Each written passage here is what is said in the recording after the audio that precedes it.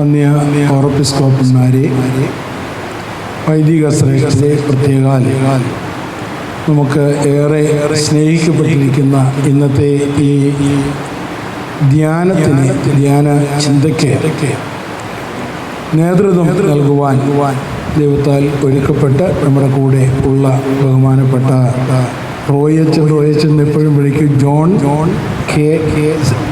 John Samuel എന്ന് മാത്രമുണ്ട്. ഇടയ്ക്കൊരു John K Samuel അച്ഛൻ. ദൈവം നമ്മളെല്ലാം അനുഗ്രഹിക്കട്ടെ എന്ന് പ്രത്യേകമായിട്ട് പ്രാർത്ഥിക്കുന്നു. ധ്യാനം എന്ന വാക്ക് നമുക്ക് അറിയാം. അത് നമ്മെ സന്തോഷത്തോടെ, ആനന്ദത്തിൽ, ധൻ എന്ന റൂട്ട് തന്നെയാണ്. നമ്മളെല്ലാം ധന്യതയിൽ, ഒപ്പം തന്നെ ധനവാന്മാരായ, ദൈവകൃപയിൽ ധന്യതയിൽ ധനവാന്മാരായി നിൽക്കുന്ന പ്രോസസ്സാണ് ധ്യാനം. നമുക്കറിയാം, അഷ്ടാംഗ മാർഗം എന്ന് പറയുന്നിടത്ത് യമം, നിയമം, ആസനം, പ്രാണായാമം, പ്രത്യാഹാരം, ധാരണ, ധ്യാനം, സമാധി, ഇങ്ങനെയാണ് അതിനെ പറഞ്ഞിരിക്കുന്നത്. ധ്യാനം കഴിഞ്ഞാൽ പിന്നെ സമാധിയാണ്. ആദ്യവും അന്തവും ഒന്നാവുകയാണ്. യമ, നിയമ, ആസന, പ്രമാണങ്ങൾ അത് നമ്മുടെ ജീവിതത്തിലുടനീളം കാണാം. കുർബാനയിലും ആരാധനയിലും ഒക്കെ. കൊച്ചു ഉദാഹരണത്തോട് പറഞ്ഞാൽ, നമ്മൾ പള്ളിയിൽ പോകുമ്പോൾ നമ്മൾ ആദ്യം പറയുന്നത് എന്താണ്? അന്ന് കൊച്ചമ്മമാരും ഇവിടെ ഉണ്ട്. ആദ്യം പറയുന്നത് എന്താ? അച്ഛാ എന്നൊക്കെ വിളിക്കുമെന്ന് എനിക്കറിയാൻ പാടില്ല. വിളിക്കുമെങ്കിൽ അങ്ങനെ ആയിക്കോട്ടെ. അല്ലെങ്കിൽ ഇവിടെ ഇയാൾ കുളിച്ചിട്ടില്ല കേട്ടോ, അല്ലേ? അല്ലെങ്കിൽ ഡ്രസ്സ് ഇത് ഇന്നുകൂടെ ഇടാം, ആ ഡ്രസ്സ് മാറിച്ചു കുർബാനയ്ക്ക് പോവാം പറയത്തില്ലേ? കഴിവതും പറയേണ്ടി വരത്തില്ല, അല്ലാതെ തന്നെ ഞങ്ങൾ ചെയ്യും. പക്ഷേ ഇങ്ങനെ ഉണ്ടെങ്കിൽ അവർ ഒരു ചുരുക്കത്തിൽ യമം എന്ന് പറഞ്ഞാൽ ഒരുക്കങ്ങളാണ്. യാമം സെയിം വാക്കിൽ നിന്നാണ്. ടൈം, കൃത്യസമയം പാലിക്കുക, കൃത്യതയിൽ കാര്യങ്ങൾ ചെയ്യുക, യാമപ്രാർത്ഥനകൾ നടത്തുക, ഒരുക്കങ്ങൾ എന്ന് വേണമെങ്കിൽ ഒറ്റ വാക്കി പറയാം. നിയമം അല്ലേ? ഇവിടെയാണ് നോമോസ്, സെയിം വാക്കാണ്. നിയമങ്ങളാണ്, കാനോൻ, ഇതൊക്കെ അതിൽ നിന്ന് വരുന്നതാണ്. എങ്ങനെ നിൽക്കണം, എങ്ങനെ പ്രാർത്ഥിക്കണം, എപ്പോൾ പോകണം, പള്ളി എങ്ങനെ വെക്കണം, ആരാധനാ ജീവിതം, ഇതെല്ലാം അതിനകത്തുള്ളതാണ്. വിശദമായി പറയാനുള്ള സാധനമുണ്ട്. അതിനല്ലല്ലോ, അച്ഛനെയാണല്ലോ നമ്മൾ വിളിച്ചു വരുത്തിയിരിക്കുന്നത്. യമം, നിയമം, ആസനം. ആസനം എന്ന് പറഞ്ഞാൽ നമ്മളുടെ പോസ്റ്റേഴ്സ്. ആരാധനയ്ക്ക് നമ്മൾ നിൽക്കുക, പ്രാർത്ഥിക്കാൻ ഇരിക്കുക എന്ന് പറയും. നമ്മൾ ഓർത്തഡോക്സ് പാരമ്പര്യത്തിൽ പ്രാർത്ഥിക്കാൻ ഇരിക്കുക എന്നല്ല, പ്രാർത്ഥിക്കാൻ നിൽക്കുക എന്നാണ്. മുട്ടുകുത്തുക, അതുപോലെ നമ്മൾ പാട്ടുകൾ, അത് തന്നെ ശ്വാസോച്ഛ്വാസം, ഇതൊക്കെ ഇതിൻ്റെ ഭാഗമാണ്. യമം, നിയമം, ആസനം, പ്രാണായാമം കുറെക്കൂടെ ഈ ബ്രീതിങ് ടെക്നിക്സ് ആണ്. ഇതെല്ലാം നമ്മെ ഒരുക്കുക. അത്രയും കഴിയുമ്പോഴാണ് പ്രത്യാഹാരം, ആഹാരത്തിന് പകരമുള്ളത് പ്രതി ആഹാരം എന്നും നിത്യ ആഹാരം എന്നും രണ്ട് വ്യാഖ്യാനങ്ങളും പതഞ്ജലി മഹർഷി കൊടുക്കുന്നുണ്ട്. അത് നമ്മുടെ സത്യത്തിൽ എന്താണ്? ആരാധനയുടെ ഒരുക്കത്തിൻ്റെ ഭാഗമാണ് നമ്മൾ വായിക്കുക. പഴയ നിയമം വായിക്കണം, അല്ലേ?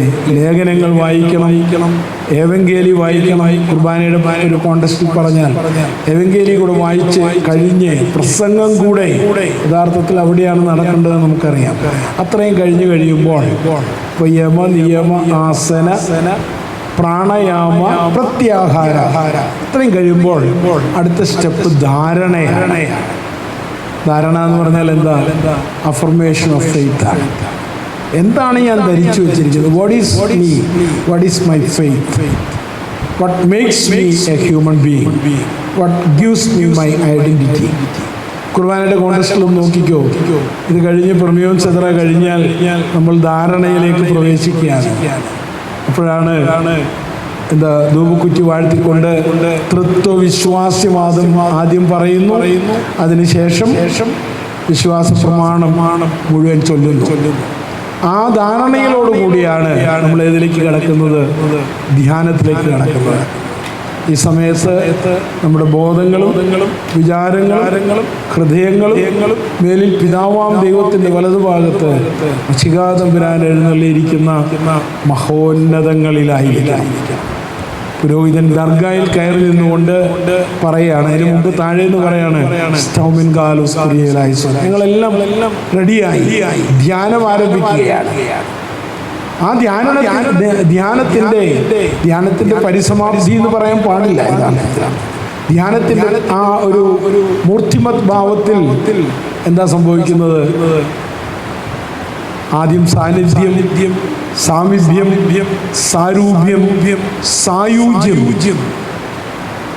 കർത്താവ് നമ്മിലേക്ക് എഴുന്നള്ളുന്നു, നാം കർത്താവിനെ അനുഭവിക്കുന്നു, നാമും അവനും ഒന്നായിത്തീരുന്നു. അതാണ്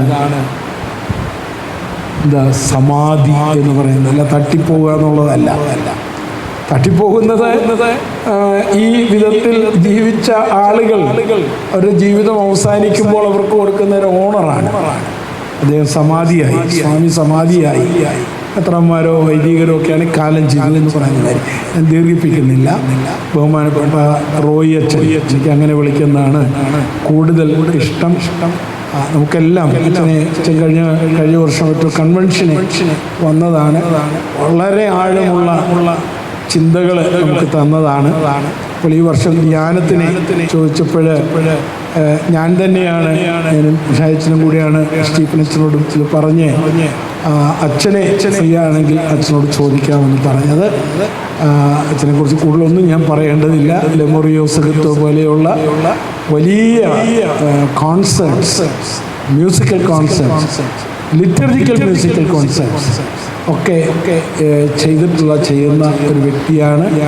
ഒരുപാട് സാധ്യതകളുണ്ട്. പക്ഷേ ഇപ്പോൾ വളരെ ഒതുങ്ങിക്കൂടി മൈലപ്ര ആശ്രമത്തിൽ ഒരു മുറിയിൽ അച്ഛൻ ജീവിക്കുകയാണ്. അത് അതിൻ്റെ കാരണം ഒരു പക്ഷേ അച്ഛൻ പ്രസംഗത്തിൽ പറയും. കാരണം വളരെ ഫ്ലറിഷ് ചെയ്യുമ്പോൾ അതിൻ്റെ കൂടെ പിശാചും കൂടെ ഉണ്ട്. നമ്മൾ വലിയ മുഖസ്തുതി കേൾക്കുമ്പോൾ പ്രോഗ്രാം അങ്ങനെയായിരുന്നു. അപ്പോൾ കുറേ പിശാചുക്കൾ അസൂയക്കാരായിട്ട് വരും. നമ്മളെ പുൾ ഡൗൺ ചെയ്യാൻ നോക്കും, വലിച്ചു താഴെയിടാൻ നോക്കും. മനസ്സിൻ്റെ സ്വസ്ഥത നഷ്ടപ്പെടും. അപ്പോൾ അച്ഛൻ അതുകൊണ്ട് തന്നെ മ്യൂസിക് പരിപാടികൾക്ക് തന്നെ ഒരു വിരാമമൊക്കെ കൊടുത്ത് കൂടുതൽ ധ്യാനത്തിനും പഠനത്തിനും വേദപഠന ചിന്തയ്ക്കും ഒക്കെ ആയിട്ട് അച്ഛൻ മാറ്റിവെച്ചിരിക്കുകയാണ്. അച്ഛനെ ആകെ ജീവിതത്തിൽ ഒരു ന്യൂനതയേ ഉള്ളൂ. അത് ഒരു സെമസ്റ്റർ ഞാൻ പഠിപ്പിച്ചിട്ടുണ്ടെന്ന് തോന്നുന്നു, അല്ലേ? അത് മാത്രമാണ് കോട്ടയം സെമിനാരിയിലെ 2004 ഞാൻ ജർമ്മനിയിൽ നിന്ന് PhD കഴിഞ്ഞ് വന്ന് റീജോയിൻ ചെയ്ത സമയത്ത് അന്നത്തെ സീനിയർ സ്റ്റുഡൻ്റ് ആയിരുന്നു എന്നാണ് എൻ്റെ ഓർമ്മ. വളരെ അടുത്ത ബന്ധമുണ്ട്. അച്ഛൻ്റെ കുടുംബമായിട്ട് ഇവിടെ അനുസ്തുതിയൻ ബാബായ്ക്കും വളരെ ബന്ധമുള്ള ഒരു കുടുംബമാണ് അച്ഛൻ്റേത്. ആ കാര്യങ്ങളിലേക്ക് ഒന്നും ദീർഘമായിട്ട് ഇനി പോവുകയല്ല.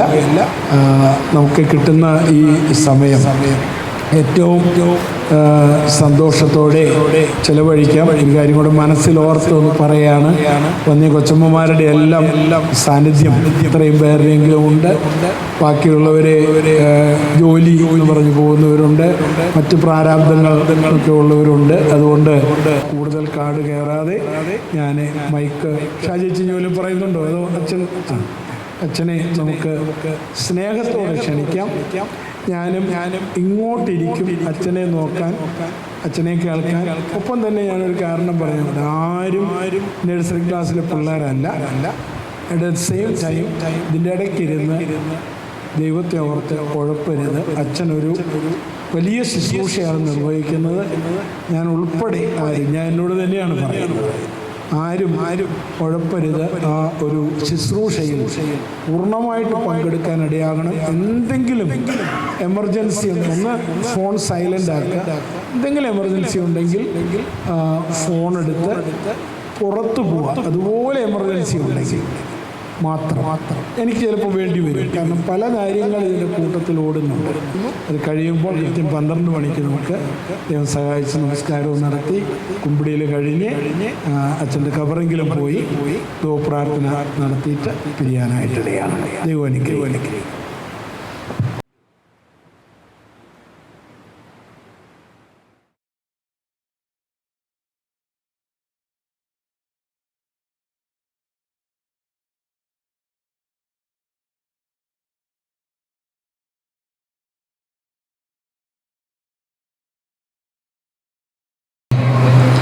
പിതാവും പുത്രനും പരിശുദ്ധ റൂഹായുമാകുന്ന സത്യേക ദൈവത്തിൻ്റെ വലിയ തിരുനാമത്തിൽ തനിക്ക് സ്തുതി. നമ്മുടെ മേൽ എൻ്റെ അനുഗ്രഹങ്ങളും കരുണയും 2 ലോകങ്ങളിലും എന്നുമെന്നാളും ചൊരിയപ്പെടുമാറാകട്ടെ. ആമേൻ. ഏറ്റവും പ്രിയങ്കരനായ ദാനിയേലേ എന്ന് ദൈവം ദാനിയേലിനെ വിശേഷിപ്പിച്ചതുപോലെ ഏറ്റവും പ്രിയങ്കരനായിരിക്കുന്ന അഭിവന്യ യൂലിയോസ് തിരുമേനി, പിതൃസ്ഥാനികളും സഹോദര സ്ഥാനികളുമായ വൈദിക ശ്രേഷ്ഠരെ, പ്രിയപ്പെട്ട കൊച്ചുമ്മമാരെ, കർത്താവായ യേശുക്രിസ്തുവിൻ്റെ അതിപരിശുദ്ധ നാമത്തിൽ ഇന്നേ ദിവസം കർത്തൃസന്നിധിയിൽ പരിശുദ്ധ നോമ്പിൻ്റെ ഈ ആരംഭ കാലഘട്ടത്തിൽ അവൻ്റെ കാൽപാദത്തിൽ ഇരുന്നുകൊണ്ട് ദൈവവചനങ്ങളെ ധ്യാനിച്ചുകൊണ്ട് നമ്മുടെ ആത്മീയ ജീവിതത്തെ മുന്നോട്ട് കൊണ്ടുപോകാനായിട്ട് ലഭിച്ചിരിക്കുന്ന ഈ നല്ല അവസരത്തെ പ്രതി ദൈവത്തെ സ്തുതിക്കുകയാണ്. എൻ്റെ മുന്നിൽ എന്നെക്കാളിൽ ശ്രേഷ്ഠരായിരിക്കുന്ന പിതൃസ്ഥാനികളായിരിക്കുന്ന വൈദികരുണ്ട്. ഞാൻ കുഞ്ഞായിരിക്കുന്ന സമയത്ത് മൈലപ്രായിലെ മാത്യൂസ് റമ്പാപ്പച്ചൻ ജീവിച്ചിരുന്ന സമയത്ത് അദ്ദേഹം ഒരിക്കൽ എന്നെ വഴക്ക്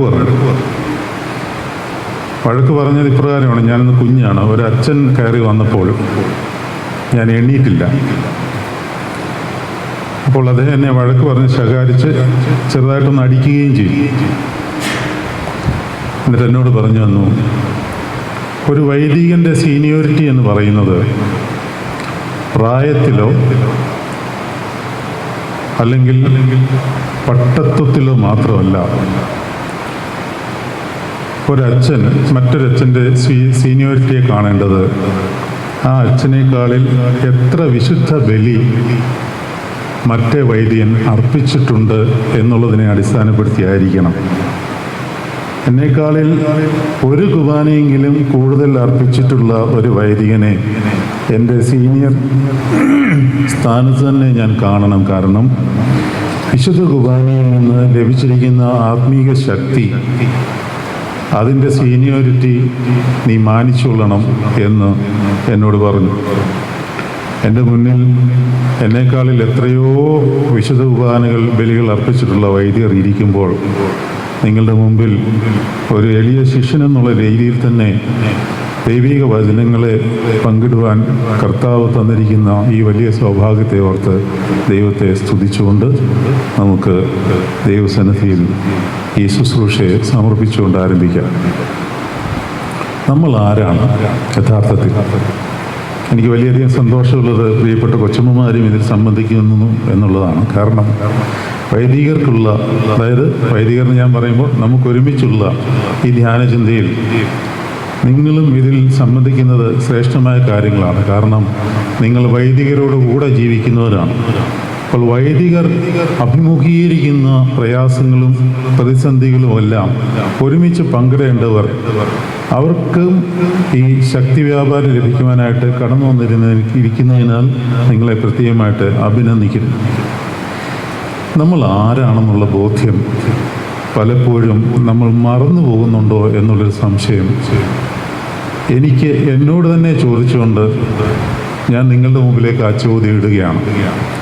പ്രത്യേകിച്ച് ഈ ആധുനിക യുഗത്തിൽ ഒരു വൈദികൻ അവൻ്റെ ശ്രേഷ്ഠമായ അവസ്ഥയെപ്പറ്റി ബോധ്യമില്ലാതാകുന്നു എന്നുള്ളതാണ് നമ്മൾ കണ്ടുവരുന്ന ഒരു വലിയ വെല്ലുവിളി.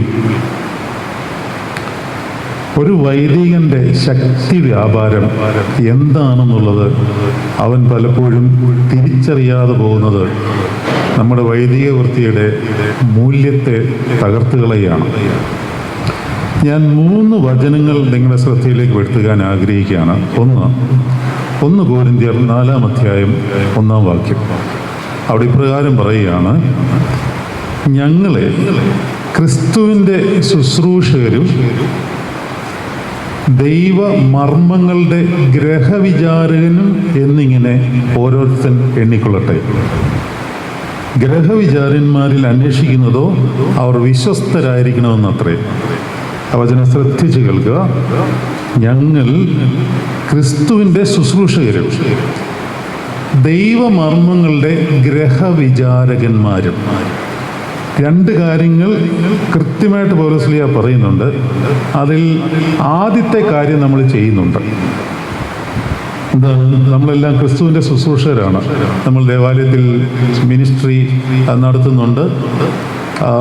മറ്റ് ദേവാലയങ്ങളില്ലാത്ത പുരോഹിതന്മാർ അവരുടേതായ രീതിയിൽ മിനിസ്ട്രി നടത്തുന്നുണ്ട്. അതെല്ലാം ക്രിസ്തുവിൻ്റെ ശുശ്രൂഷകരാണ്. പക്ഷേ 2ാമത്തെ കാര്യത്തിലേക്ക് നമ്മുടെ ശ്രദ്ധ പോയിട്ടുണ്ടോ? ദൈവ മർമ്മങ്ങളുടെ ഗ്രഹവിചാരകന്മാർ. തൽക്കാലം ആ വാക്യം അങ്ങനെ നിൽക്കട്ടെ. അതിലേക്ക് നമ്മൾ വളരെ ഡീറ്റെയിൽഡായിട്ട് പ്രവേശിക്കേണ്ടിയിരിക്കുന്നു. മറ്റൊരു വചനം നിങ്ങളെ ശ്രദ്ധയിൽപ്പെടുത്തുവാൻ ആഗ്രഹിക്കുന്നത് മലാഖിയുടെ പുസ്തകം 2-ാം അധ്യായം 7-ാം വാക്യമാണ്. അതെന്താണ് പറയുന്നത്? നമുക്ക് പരിചിതമായൊരു വാക്യം. മലാഖി 2:7. പുരോഹിതൻ സൈന്യങ്ങളുടെ ദൈവമായ യഹോവയുടെ ദൂതനാകിയാൽ അവൻ്റെ അധരം പരിജ്ഞാനം സൂക്ഷിച്ചു വയ്ക്കേണ്ടതും ഉപദേശങ്ങൾ അവനിൽ നിന്ന് ചോദിച്ച് പഠിക്കേണ്ടതുമാണ്. ആദ്യത്തെ വചനത്തിൽ എന്താണ് പറഞ്ഞിരിക്കുന്നത്? നിങ്ങൾ ക്രിസ്തുവിൻ്റെ ശുശ്രൂഷക്കാരാണ്, നമ്മളെല്ലാവരും ആകുന്നു. ദൈവമർമ്മങ്ങളുടെ ഗ്രഹവിചാരകന്മാരാണ്. ഇവിടെ പറയുകയാണ്, സൈന്യങ്ങളുടെ ദൈവമായ യഹോവയുടെ പുരോഹിതൻ അവൻ്റെ ദൂതനാകിയാൽ അവൻ്റെ അധരങ്ങൾ പരിജ്ഞാനം സൂക്ഷിച്ചു വയ്ക്കേണ്ടതും ഉപദേശം അവനിൽ നിന്ന് ചോദിച്ചു പഠിക്കേണ്ടതുമാവുന്നു. ഗിരിഗറി ഓഫ് നിസയെ പറ്റി നമ്മളെല്ലാവരും കേട്ടിട്ടുണ്ടല്ലോ. കപ്പദോക്യൻ പിതാവായിരുന്ന ഗിരിഗറി ഓഫ് നിസ ഒരു പുരോഹിതനെ പറ്റി പറഞ്ഞിരിക്കുന്ന ഇപ്രകാരമാണ്: a priest tongue is like a pen writing God's words on the hearts of the people. അതായത് ഒരു പുരോഹിതൻ്റെ നാവ് എന്ന് പറയുന്നത് വിശ്വാസികളായ ജനത്തിൻ്റെ ഹൃദയങ്ങളിൽ ദൈവവചനത്തിൻ്റെ എഴുത്തുകൾ എഴുതുവാനുള്ള പേനയാണെന്നാണ്. അതായത് ഈ നാവ് ഒരു പേനയാണ്. എന്തിനുള്ള പേന? കർത്താവിൻ്റെ വചനങ്ങൾ വിശ്വാസികളുടെ ഹൃദയത്തിൽ എഴുതി വെപ്പിക്കാനുള്ള പേനയാണ്. എഴുതി വെച്ചത് ഓൾറെഡി ഇവിടെ ഉണ്ട്, ലോഗോസായിട്ടുണ്ട്. പക്ഷെ ആ ലോഗോസിനെ പൊരുൾ തിരിച്ച് കൊടുത്ത് ഹൃദയങ്ങളിൽ പതിപ്പിക്കുമ്പോൾ അവർക്ക് മാനസാന്തരവും അനുതാപവും ഉണ്ടാവും. നിങ്ങൾ നെഹമ്യാവിൻ്റെ പുസ്തകം വായിച്ചിട്ടുണ്ടെങ്കിൽ എന്ന് പറഞ്ഞ് ക്ഷമിക്കണം കേട്ടോ, ഞാനൊരു സാധാരണ വിശ്വാസികളുടെ കൂട്ടത്തിൽ പറയുന്ന പോലെ പോയി. നമ്മൾ നെഹമ്യാവിൻ്റെ പുസ്തകം വായിക്കുമ്പോൾ ഈ നെഹമ്യാവ് എസ്രാ പുരോഹിതവുമായിട്ട് ചേർന്ന് ന്യായപ്രമാണ പുസ്തകം കണ്ടെത്തി കഴിഞ്ഞപ്പോൾ ഈ ന്യായപ്രമാണ പുസ്തകം എസ്രാ പുരോഹിതൻ അവരെ വായിച്ചു കേൾപ്പിച്ചു കഴിഞ്ഞപ്പോൾ ജനത്തിന് പൊരുൾ തിരിച്ചു കൊടുക്കണമെന്ന് പറഞ്ഞു. അപ്പോൾ എസ്രാ പുരോഹിതൻ അവർക്ക് അതിൻ്റെ പൊരുൾ തിരിച്ചു കൊടുത്തു. പൊരുൾ തിരിച്ചു കൊടുത്തു കഴിഞ്ഞപ്പോൾ അവർ കരയുവാൻ തുടങ്ങി, മാനസാന്തരത്തിലേക്ക് വന്നു. നിങ്ങൾ ആ പുസ്തകം വായിച്ചു നോക്കിയാൽ മതി. ഇപ്പോൾ ഞാനത് എടുക്കുന്നില്ല, പല ഭാഗത്തായിട്ടാണ് രേഖപ്പെടുത്തിയിരിക്കുന്നത്. വായിക്കണമെന്നുണ്ടെങ്കിൽ വായിക്കാം, കണ്ടുപിടിക്കണം, അതുകൊണ്ടുള്ള പ്രയാസമേ ഉള്ളൂ. ഉണ്ടല്ലോ, ഓർമ്മയിലേക്ക് വരുന്നുണ്ടല്ലോ. ഇവിടെ ഉണ്ട്. നെഹമ്യാവിൻ്റെ പുസ്തകം 8-ാം അധ്യായത്തിലാണ്.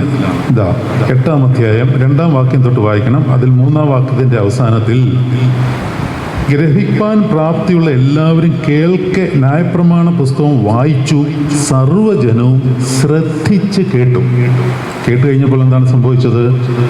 ഇനിയും 8-ാം വാക്യത്തിൻ്റെ തൊട്ടു മുമ്പ് എഴുതിയിരിക്കുന്നു, ജനത്തിന് ന്യായപ്രമാണത്തെ പൊരുൾ തിരിച്ചു കൊടുത്തു. ആ പൊരുൾ തിരിച്ചു കൊടുക്കുന്ന ഉത്തരവാദിത്വം ആർക്കാണ്? നമുക്കാണ്. നമ്മളെ ഫലമേൽപ്പിച്ചിരിക്കുകയാണ് ഈ സാധനം. പക്ഷേ നമ്മൾ ഉദ്ദേശിക്കുന്ന പോലെ അതിത്ര എളുപ്പമുള്ള കാര്യമല്ല. ഇത് വളരെ ഈസിയായിട്ട് ചെയ്യാൻ പറ്റുന്ന ഒരു കാര്യമല്ല. പുരോഹിതന്മാരായ സഹോദര വൈദികരെ, സ്നേഹപൂർവ്വം ഞാൻ നിങ്ങളോട് തിരുമേനിയുടെ സാന്നിധ്യത്തിൽ നിന്ന് തന്നെ അറിയിച്ചുകൊള്ളട്ടെ. പൊരുൾ തിരിക്കണമെങ്കിൽ ദൈവത്തിൽ നിന്ന്, കർത്താവിൽ നിന്ന് വെളിപാടുകൾ കിട്ടണം. ഡിക്ഷണറിയിൽ നോക്കി പൊരുൾ തിരിച്ചാൽ ഈ മാനസാന്തരം ഉണ്ടാകത്തില്ല. ഹൃദയങ്ങളിൽ കുത്തുകൊള്ളണമെങ്കിൽ പത്രോസ് ഒറ്റ പ്രസംഗത്തിൽ കുത്തുകൊണ്ട് 3000 പേരിങ്ങി പോകുന്നു. ഇവിടെ 3000 കൺവെൻഷൻ പ്രസംഗം നടത്തിയിട്ടും ഒരാൾ പോലും വരുന്നില്ലെന്ന് മാത്രമല്ല, പലരും കൊഴിഞ്ഞു പോകുന്നതിൻ്റെ കാര്യം എന്താ? മാനസാന്തരം കിട്ടുന്നില്ല. നമ്മൾ എപ്പോഴും മനസ്സിലാക്കിക്കൊള്ളണം, നമ്മൾ വചനം കൊടുക്കുമ്പോൾ അത് ഹൃദയങ്ങളിൽ പതിഞ്ഞ് മാനസാന്തരത്തിന് വേണ്ടിയാണ്. യോഹന്നാൻ സ്നാപകനും കർത്താവും ആദ്യം പ്രസംഗിച്ചു തുടങ്ങിയ എന്താണ്? ആദ്യം പറഞ്ഞത് എന്താണ്? കർത്താവ് ശുശ്രൂഷയ്ക്ക് ഇറങ്ങുമ്പോൾ ആദ്യം പറഞ്ഞത്, യോഹന്നാൻ സ്നാപകൻ പറഞ്ഞു തുടങ്ങിയത് തന്നെയാണ്. എന്താണ്? സ്വർഗരാജ്യം സമീപിച്ചിരിക്കുന്നു, മാനസാന്തരപ്പെടുവിൻ. അത് ഏറ്റവും പ്രധാനപ്പെട്ട കാര്യമാണ്. പുരോഹിതന്മാരെ നമ്മളെല്ലാം എപ്പോഴും മാനസാന്തരത്തിൻ്റെയും അനുതാപത്തിൻ്റെയും ആ അവസ്ഥയിൽ നടക്കേണ്ടവരാണ്. എന്നിട്ട് ജനത്തെ വചനത്തിൻ്റെ പൊരുൾ തിരിച്ചു കൊടുത്ത് മാനസാന്തരത്തിലേക്ക് വരുത്തി ക്രിസ്തുവിലേക്ക് അടുപ്പിക്കുക എന്നുള്ളതാണ് പ്രധാന ഉദ്ദേശം ഒരു പുരോഹിതനെ പറ്റി. അല്ലാതെ മിടുക്കനാകുക എന്നുള്ളതല്ല. ഈ ദൈവമർമ്മങ്ങളുടെ ഗ്രഹവിചാരന്മാരായിരിക്കണം എന്ന് പറഞ്ഞതിൻ്റെ തൊട്ട് താഴത്തെ വാക്യം എന്താണ്? നിങ്ങൾ അവൻ്റെ സന്നിധിയിൽ വിശ്വസ്തരായിരിക്കണമെന്നത്രേ, മിടുക്കരായിരിക്കണമെന്നല്ല. നമ്മളെല്ലാം മിടുക്കരായ വൈദികരാണ്. ഞാൻ എൻ്റെ ബലഹീനമായ വശങ്ങൾ പറയുമ്പോൾ എന്നെ കേന്ദ്രീകരിച്ച് പറയാം. അപ്പോൾ ഞാൻ കുറേ കാലം തിരുമേനി പറഞ്ഞ പോലെ ഈ മ്യൂസിക്കിൻ്റെ പുറകെ നടന്ന ആളാണ്. ഇപ്പോഴും എനിക്ക് മ്യൂസിക് ഇഷ്ടമാണ്.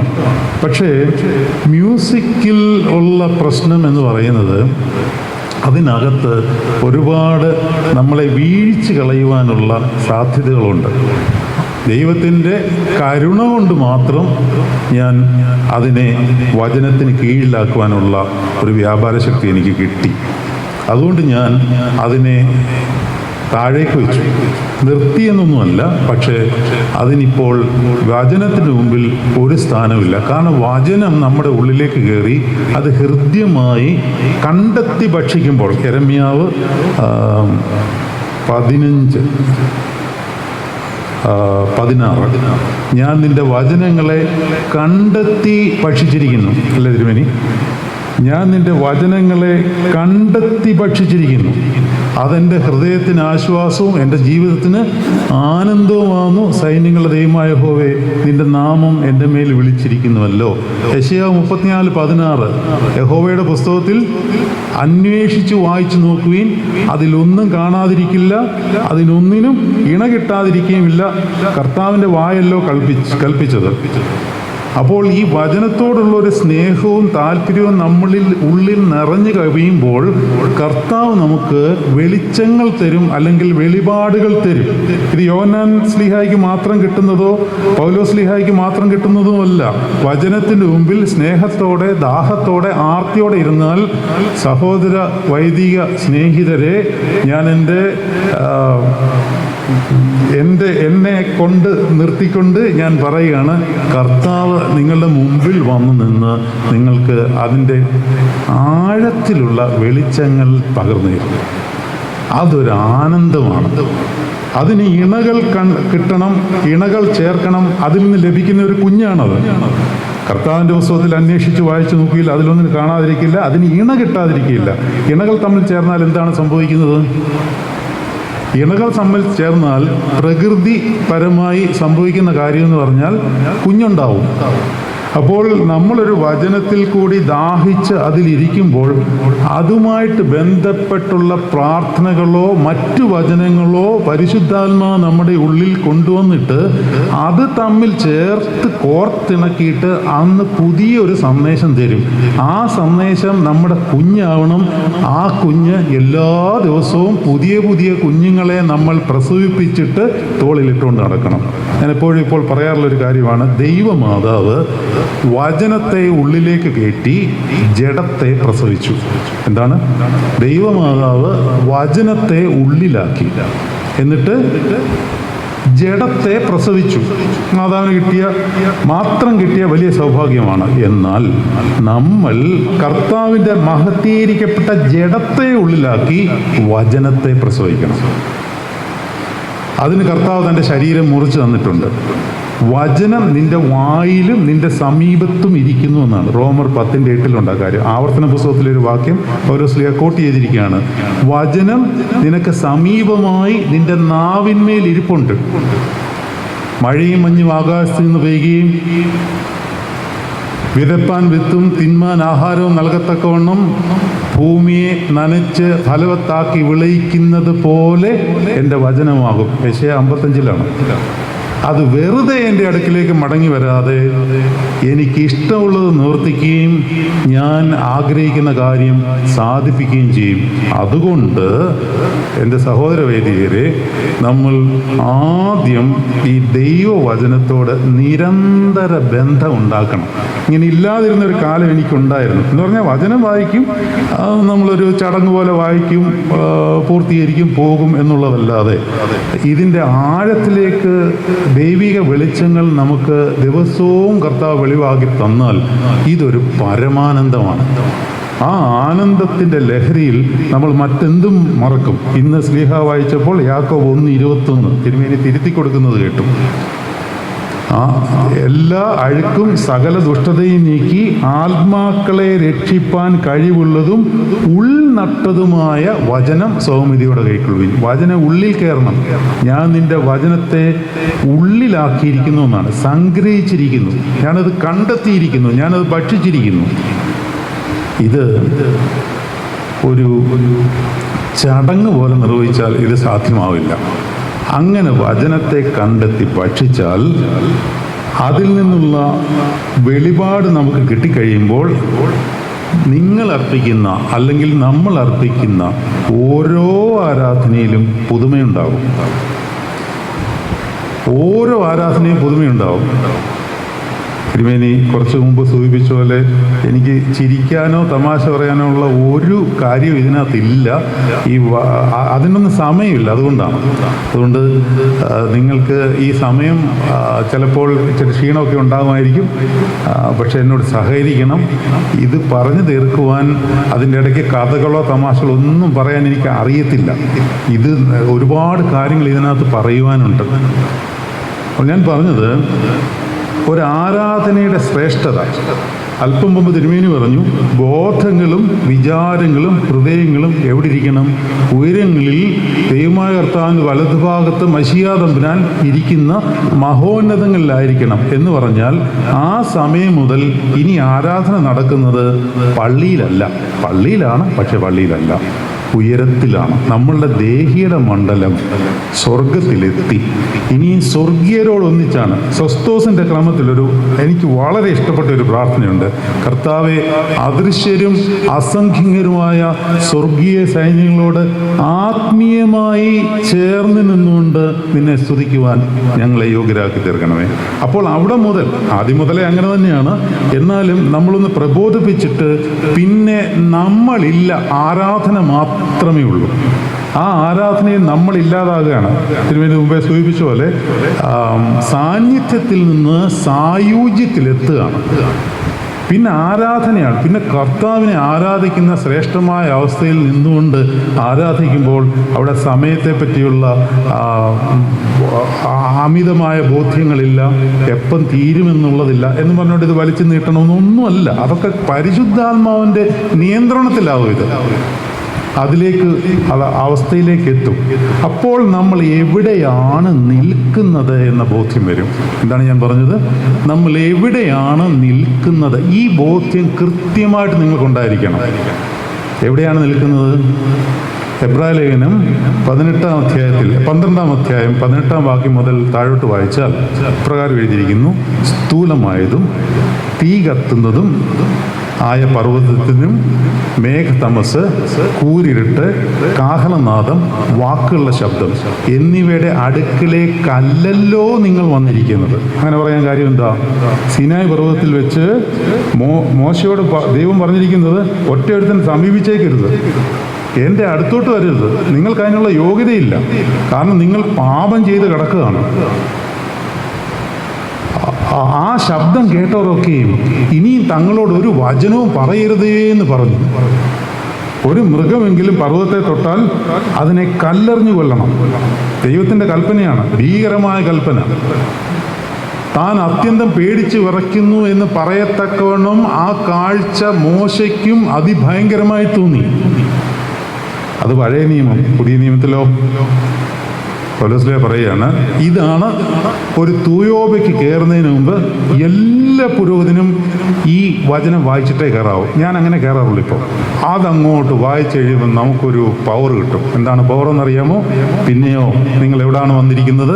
സിയോൻ പർവ്വതത്തിലേക്കും ജീവനുള്ള ദൈവത്തിൻ്റെ നഗരമായ സ്വർഗീയ യെരൂശലേമിനും അനേകായിരം ദൂതന്മാരുടെ സർവ്വസംഘത്തിനും സ്വർഗത്തിൽ പേരെഴുതിയിരിക്കുന്ന ആദിജാതന്മാരുടെ സഭയ്ക്കും എല്ലാവരുടെയും ദൈവമായ ന്യായാധിപതിക്കും സിദ്ധന്മാരായ നീതിമാന്മാരുടെ ആത്മാക്കൾക്കും പുതിയ നിയമത്തിൻ്റെ മധ്യസ്ഥനായ യേശുവിനും ഹാബേലിൻ്റെ രക്തത്തേക്കാൾ ഗുണകരമായി സംസാരിക്കുന്ന പുണ്യ രക്തത്തിനും അടുക്കലേക്കല്ലോ നിങ്ങൾ വന്നിരിക്കുന്നത്. ഇതങ്ങോട്ട് വായിച്ചു കഴിയുമ്പോൾ നമ്മൾ എവിടെയാണ് നിൽക്കുന്നത് എന്നുള്ള ബോധ്യം ഉണ്ടാവും. പക്ഷേ ഈ ബോധ്യം നമ്മുടെ ബോധ്യത്തിലേക്ക് വരണമെന്നുണ്ടെങ്കിൽ മുന്നമേ നമ്മൾ അതിനുവേണ്ടി കൃത്യമായി വചനത്തിലും പ്രാർത്ഥനയിലും ഒരുങ്ങിയിരിക്കണം. അതിൻ്റെ കുറച്ചും കൂടെ വിശദമായ കാര്യങ്ങളിലേക്ക് നമുക്ക് പ്രവേശിക്കാം. അപ്പോൾ ഈ വചനം എല്ലാ പുരോഹിതന്മാരെയും എൻ്റെ അപേക്ഷയാണ്, ഈ വാക്യം ഒന്ന് വായിക്കണം. നിങ്ങൾ ആ തക്സായുടെ എവിടെയെങ്കിലും വശത്തോ മറ്റോ എഴുതിയിട്ടാലും മതി. കുറച്ച് നാൾ കഴിയുമ്പോൾ ഇത് കാണാതാവും. ഞാനിപ്പം കാണാതെ പറഞ്ഞാൽ അങ്ങനെയാണ്. ഇത് ഞാൻ കാണാതെ പഠിച്ചൊന്നുമല്ല. ഏത് തൂയോബ കയറിയാലും ഞാനിത് വായിക്കും, അല്ലെങ്കിൽ വായിച്ചിപ്പം കാണാതായി. പിന്നെയോ സിയോൻ പർവ്വതത്തിലേക്കും ജീവനുള്ള ദൈവത്തിൻ്റെ നഗരമായ സ്വർഗീയ യെരൂശലേമിനും അനേകായിരം ദൂതന്മാരുടെ സർവ്വസംഘത്തിനും സ്വർഗത്തിൽ പേരിട്ടിരിക്കുന്ന ആദിജാതന്മാരുടെ സഭയ്ക്കും എല്ലാവരുടെയും ദൈവമായ ന്യായാധിപതിക്കും പുതിയ നിയമത്തിൻ്റെ മധ്യസ്ഥനായ യേശുവിനും ഹാബേലിൻ്റെ രക്തത്തേക്കാൾ ഗുണകരമായി സംസാരിക്കുന്ന പുണ്യാഹ രക്തത്തിനും അടുക്കലേക്കല്ലോ നിങ്ങൾ വന്നിരിക്കുന്നത്. കോരതപ്പച്ചൻ നമ്മളെ പഠിപ്പിക്കുമ്പോൾ തിരുമേനി പറയുമായിരുന്നു, നിങ്ങൾ ബലിപീഠത്തിൻ്റെ മുമ്പിൽ നിൽക്കുമ്പോൾ നിങ്ങളാണ് കർത്താവിനോട് ഏറ്റവും അടുത്ത് നിൽക്കുന്നത് എന്നുള്ള കാര്യത്തെപ്പറ്റി ബോധ്യമായിരിക്കണം. നിങ്ങളിൽ കൂടിയേ കൃപ ഇറങ്ങത്തുള്ളൂ.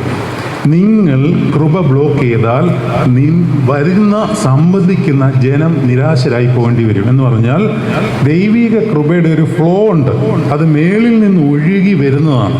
അതുകൊണ്ടാണ് പരിശുദ്ധ മദ്ബായുടെ മുമ്പിൽ ആരും ക്രോസ് ചെയ്യാത്തത്. There is a flow of energy, flow of grace from heaven through the altar and into the priest, and from the priest to the congregation it flows and into the creation. ഇങ്ങനെ പോവുകയാണ്. അതാണ് മധുവായിക്ക് പൂർവ്വ cross ചെയ്യാത്തത്. ആ ഫ്ലോയെ തടസ്സപ്പെടുത്തരുത്. പക്ഷേ ഒരു പുരോഹിതൻ വിശുദ്ധിയോടല്ലാതെ ബലിപീഠത്തിൽ നിന്നാൽ കുർബാനയൊക്കെ ചൊല്ലാൻ പറ്റും, പക്ഷേ കൃപ തടസ്സപ്പെടും. ജനത്തിന് സൗഖ്യം കിട്ടില്ല. ഒരു വിശുദ്ധ കുർബാന പൂർത്തീകരിച്ച് കഴിയുമ്പോൾ സൗഖ്യം കിട്ടണം. എന്താണ് സൗഖ്യം? സൗഖ്യം എന്ന് പറഞ്ഞാൽ നിങ്ങൾ സന്തോഷിച്ച് ആനന്ദിച്ച് സമാധാനത്താലേ പോകണം. ഇതാണ് സൗഖ്യം. ശരീരത്തിലുണ്ടാകുന്ന മുറി ഉണങ്ങുന്നത് ക്യൂറിങ്, ഇത് ഹീലിംഗ്. ഇതകത്ത് തലവേദനയുള്ളവനെ തലവേദനയൊക്കെ കാണുമായിരിക്കാം, പക്ഷേ അകത്തൊരു പരമാനന്ദം. ഞാൻ അത്ഭുതപ്പെട്ടു പോകാറുണ്ട്. നമ്മുടെയൊക്കെ കുട്ടിക്കാലത്ത് അമ്പച്ചിമാരൊക്കെ, അവർക്കൊക്കെ പ്രത്യേക മുണ്ടും ചട്ടയൊക്കെ ഉണ്ടായിരുന്നു ദേവാലയത്തിൽ പോകുവാൻ വേണ്ടി. എൻ്റെ അപ്പൻ്റെയൊക്കെ കുട്ടിക്കാലത്ത് ആരാധന സുറിയാനിയിലായിരുന്നു. കേട്ടിട്ടുണ്ട്, ഞാൻ കേട്ടിട്ടില്ല. അങ്ങനെയായിരുന്നു, മുഴുവൻ സുറിയാനിയിലായിരുന്നു. ഒരു വക ഈ അമ്മച്ചിമാർക്ക് മനസ്സിലാവത്തില്ല, ഒരു വക. പക്ഷേ പ്രഭാത നമസ്കാരത്തിന് മുമ്പ് ഒരു പുറകിലൊരു വാലുമുള്ള ഒരു ചട്ടയും മുണ്ടും ഇട്ടുകൊണ്ട് അതിനായിട്ട് ഓടി പള്ളിയിലെത്തുന്നത് കാണാം. വല്ലതും മനസ്സിലായിട്ടാണോ? ഇന്നെല്ലാം മനസ്സിലാവുന്നുണ്ട്. ഒരു വാക്ക് അങ്ങോട്ട് തെറ്റിയാൽ അതങ്ങനെ മനസ്സിലാക്കേണ്ട രീതിയിൽ മനസ്സിലാക്കത്തക്കവണ്ണമുള്ള ക്രമീകരണങ്ങളുണ്ട്. പക്ഷേ ദേവാലയത്തിൽ പൊതുയോഗത്തിലിരിക്കാൻ മാത്രമാണ് വരുന്നത്, ഇതിനെപ്പറ്റി ചോദിക്കാൻ. അതായത് ഇവർക്ക് ഈ ഭാഷയ്ക്കപ്പുറമായിട്ട് മറ്റെന്തോ ഇവരെ ആകർഷിച്ച് ആനന്ദത്തിലാക്കിയിരുന്നു. അത് നമുക്കിന്ന് കിട്ടാത്തതിൻ്റെ കാര്യം പുരോഹിതൻ ഏതെങ്കിലും രീതിയിൽ ആ കൃപ ഒഴുക്കിനെ തടസ്സപ്പെടുത്തുന്നുണ്ടെങ്കിൽ നമ്മൾ മനനം ചെയ്ത് കൃത്യമായിട്ട് ചിന്തിക്കണം. നമ്മൾ നിൽക്കുന്നത് എവിടെയാണെന്നറിയാമോ? 2 എക്സ്ട്രീംസിൻ്റെ നടുക്കാണ്. എന്താണ് ആ 2 എക്സ്ട്രീംസ്? 2 എക്സ്ട്രീംസ് എന്ന് പറഞ്ഞാൽ, ഒരു വശത്ത് നിങ്ങൾ ശ്രദ്ധിച്ചോളണം, ഒരു വശത്ത് we are handling the holy of the holies. നമ്മളതിൻ്റെ ഗ്രാവിറ്റി മനസ്സിലാക്കണം. വിശുദ്ധ കുർബാന എന്ന് പറഞ്ഞാൽ, ഈ ഗ്രിഗറി ഓഫ് നിസ തന്നെ പറഞ്ഞിട്ടുണ്ട്, മാതാവ് പോലും ഭയത്തോടായിരിക്കും നിൽക്കുന്നത്. ഗ്രിഗറി പറഞ്ഞിരിക്കുന്നത് എങ്ങനെയാണെന്ന് അറിയാമോ? വിശുദ്ധ കുർബാന ഒരു ബലി അർപ്പിക്കുമ്പോൾ എല്ലാ പുരോഹിതന്മാരെയും ദൈവമാതാവ് മക്കളായിട്ടാണ് കാണുന്നത്, മക്കളായിട്ട്. പക്ഷേ തിരുശരീര രക്തങ്ങൾ കയ്യിലെടുത്താൽ പരിശുദ്ധ മാതാവ് താഴെ ഇടതുവശത്തെ നിൽക്കത്തുള്ളൂ, ഭയഭക്തിയോടുകൂടി നിൽക്കുമെന്നു. എന്ന് പറഞ്ഞാൽ അത് കൈകാര്യം ചെയ്യാനുള്ള അവകാശം പുരോഹിതന്മാർക്ക് മാത്രമേ ദൈവം കൊടുത്തിട്ടുള്ളൂ. ഞാൻ ഈ 2 ദിവസം മുമ്പ് പരിശുദ്ധ മാതാവിനെ പറ്റി ഒരു പ്രത്യേക മെസ്സേജ് ഇട്ടിരുന്നു. നിങ്ങൾക്ക് താല്പര്യമുണ്ടെങ്കിൽ കേട്ടാൽ മതി, കേൾക്കുക.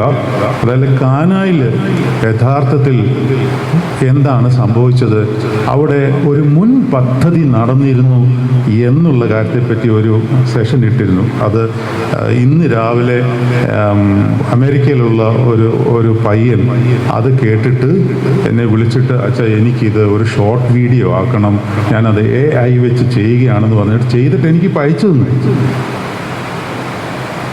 ഒരു 1.5 മണിക്കൂറുള്ള അല്ലെങ്കിൽ 1 മണിക്കൂറുള്ള ക്ലാസ്സാണ്. അദ്ദേഹം ഒരു 4 മിനിറ്റിൻ്റെ സെഷനാക്കി വീഡിയോയുമാക്കി അതിൻ്റെ ഒരു ഡോക്യുമെൻ്ററി ഉണ്ടാക്കി തന്നു.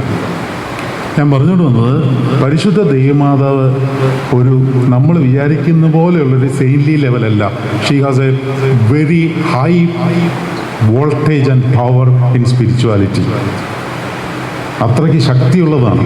ആ മാതാവ് പോലും ഒരു പുരോഹിതൻ ബലിയർപ്പിക്കുമ്പോൾ വശങ്ങളിൽ വളരെ ഭയത്തോടുകൂടെ നിൽക്കുകയുള്ളൂ എന്ന് ഗ്രിഗറി ഓഫ് നിസ പറഞ്ഞിട്ടുണ്ട്. പക്ഷേ നമുക്ക് ആ ബോധ്യമില്ല. നമ്മൾ ഹാൻഡിൽ ചെയ്യുന്നത് 2 എക്സ്ട്രീംസ് ആണ്. ഒന്ന്, the holy of the holies, കർത്താവിൻ്റെ ദൈവത്തിൻ്റെ ശരീരം. അതങ്ങനെ തന്നെയാണെന്ന് വിശ്വസിക്കുന്ന പുരോഹിതന്മാർ, അല്ലെങ്കിൽ അതിലൊരു സംശയമുള്ള പുരോഹിതന്മാർ പോലും ഉണ്ടെന്നുള്ളത് എന്നെ വിഷമിപ്പിക്കുന്ന കാര്യമാണ്. ഒരിക്കൽ പുതിയതായിട്ട് പട്ടം കിട്ടിയ ഒരു അച്ഛൻ തൻ്റെ കൂടെ പട്ടമേറ്റ അച്ഛനോട് കുർബാന കഴിഞ്ഞിട്ട് ചോദിക്കുകയാണ്. ചോദ്യം കേട്ടോണം. അത് വിശ്വാസികൾ നിൽക്കുന്ന സമയത്താണ് ഈ ചോദിച്ചതെന്നുള്ളതാണ് അതിനകത്ത് ഏറ്റവും വലിയ ഭീകരത. അതായത് 2 പുരോഹിതന്മാർ, കൊച്ചച്ഛന്മാരാണ്. ആദ്യത്തെ കുർബാന 2 പേരും കഴിഞ്ഞിട്ട് വൈകിട്ട് വീട്ടിലോ മറ്റോ കൂടിയതാണ്.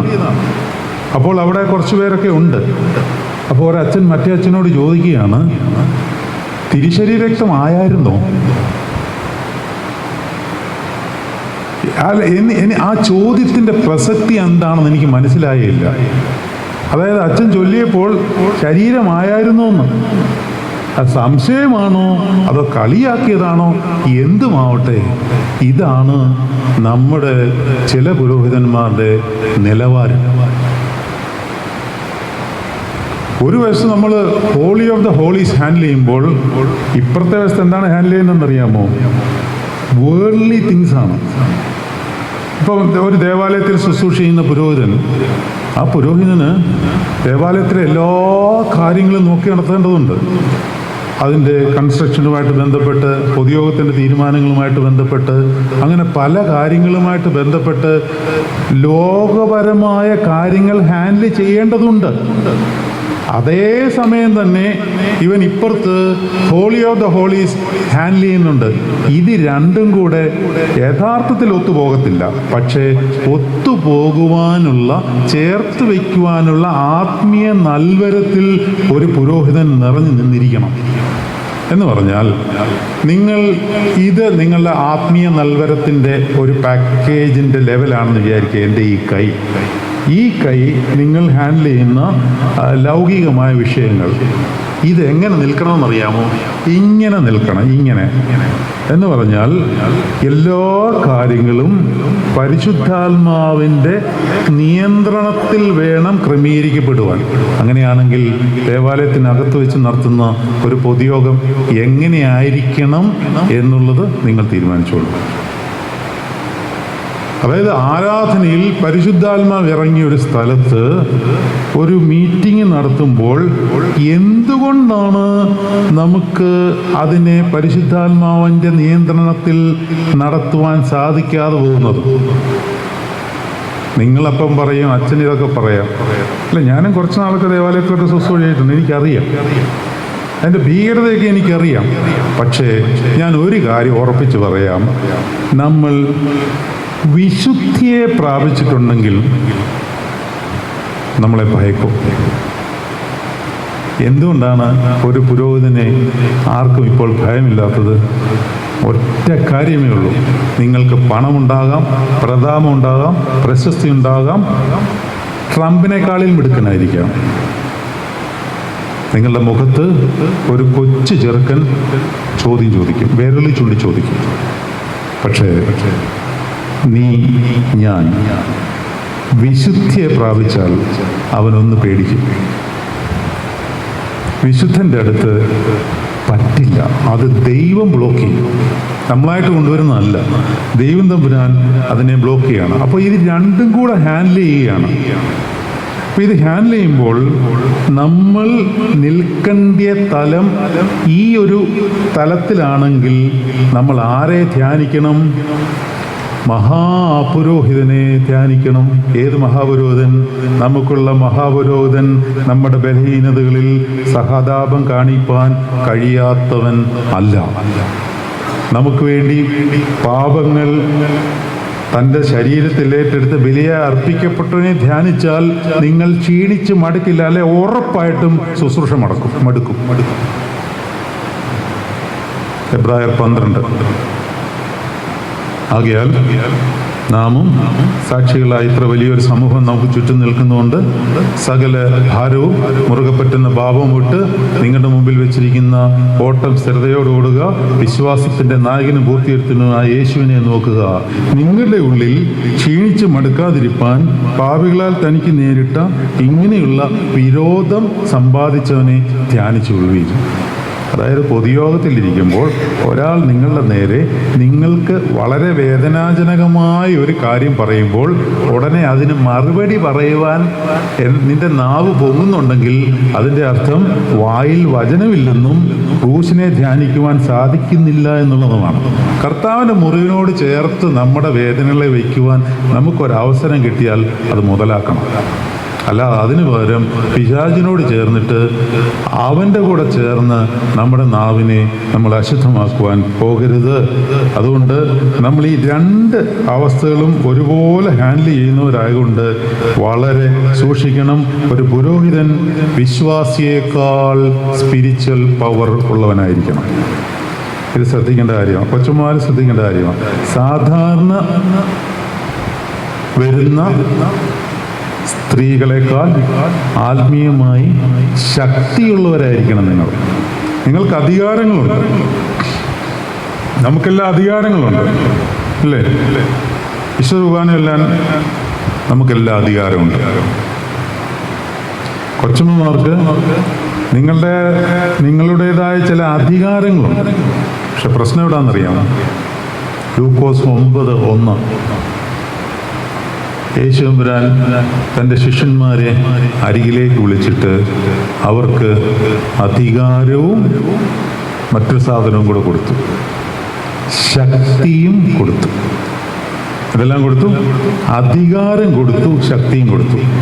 പട്ടമേറ്റ് കഴിഞ്ഞാൽ ഒരു വിശ്വാസിയുടെ തലയിൽ കൈവച്ച് പ്രാർത്ഥിക്കുവാനുള്ള അധികാരം നമുക്കുണ്ട്. വിശുദ്ധ കുർബാന ചൊല്ലുവാനുള്ള അധികാരം ഉണ്ട്. കൂദാശകൾ നടത്തുവാനുള്ള അധികാരം ഉണ്ട്. പക്ഷെ ശക്തി എവിടെ?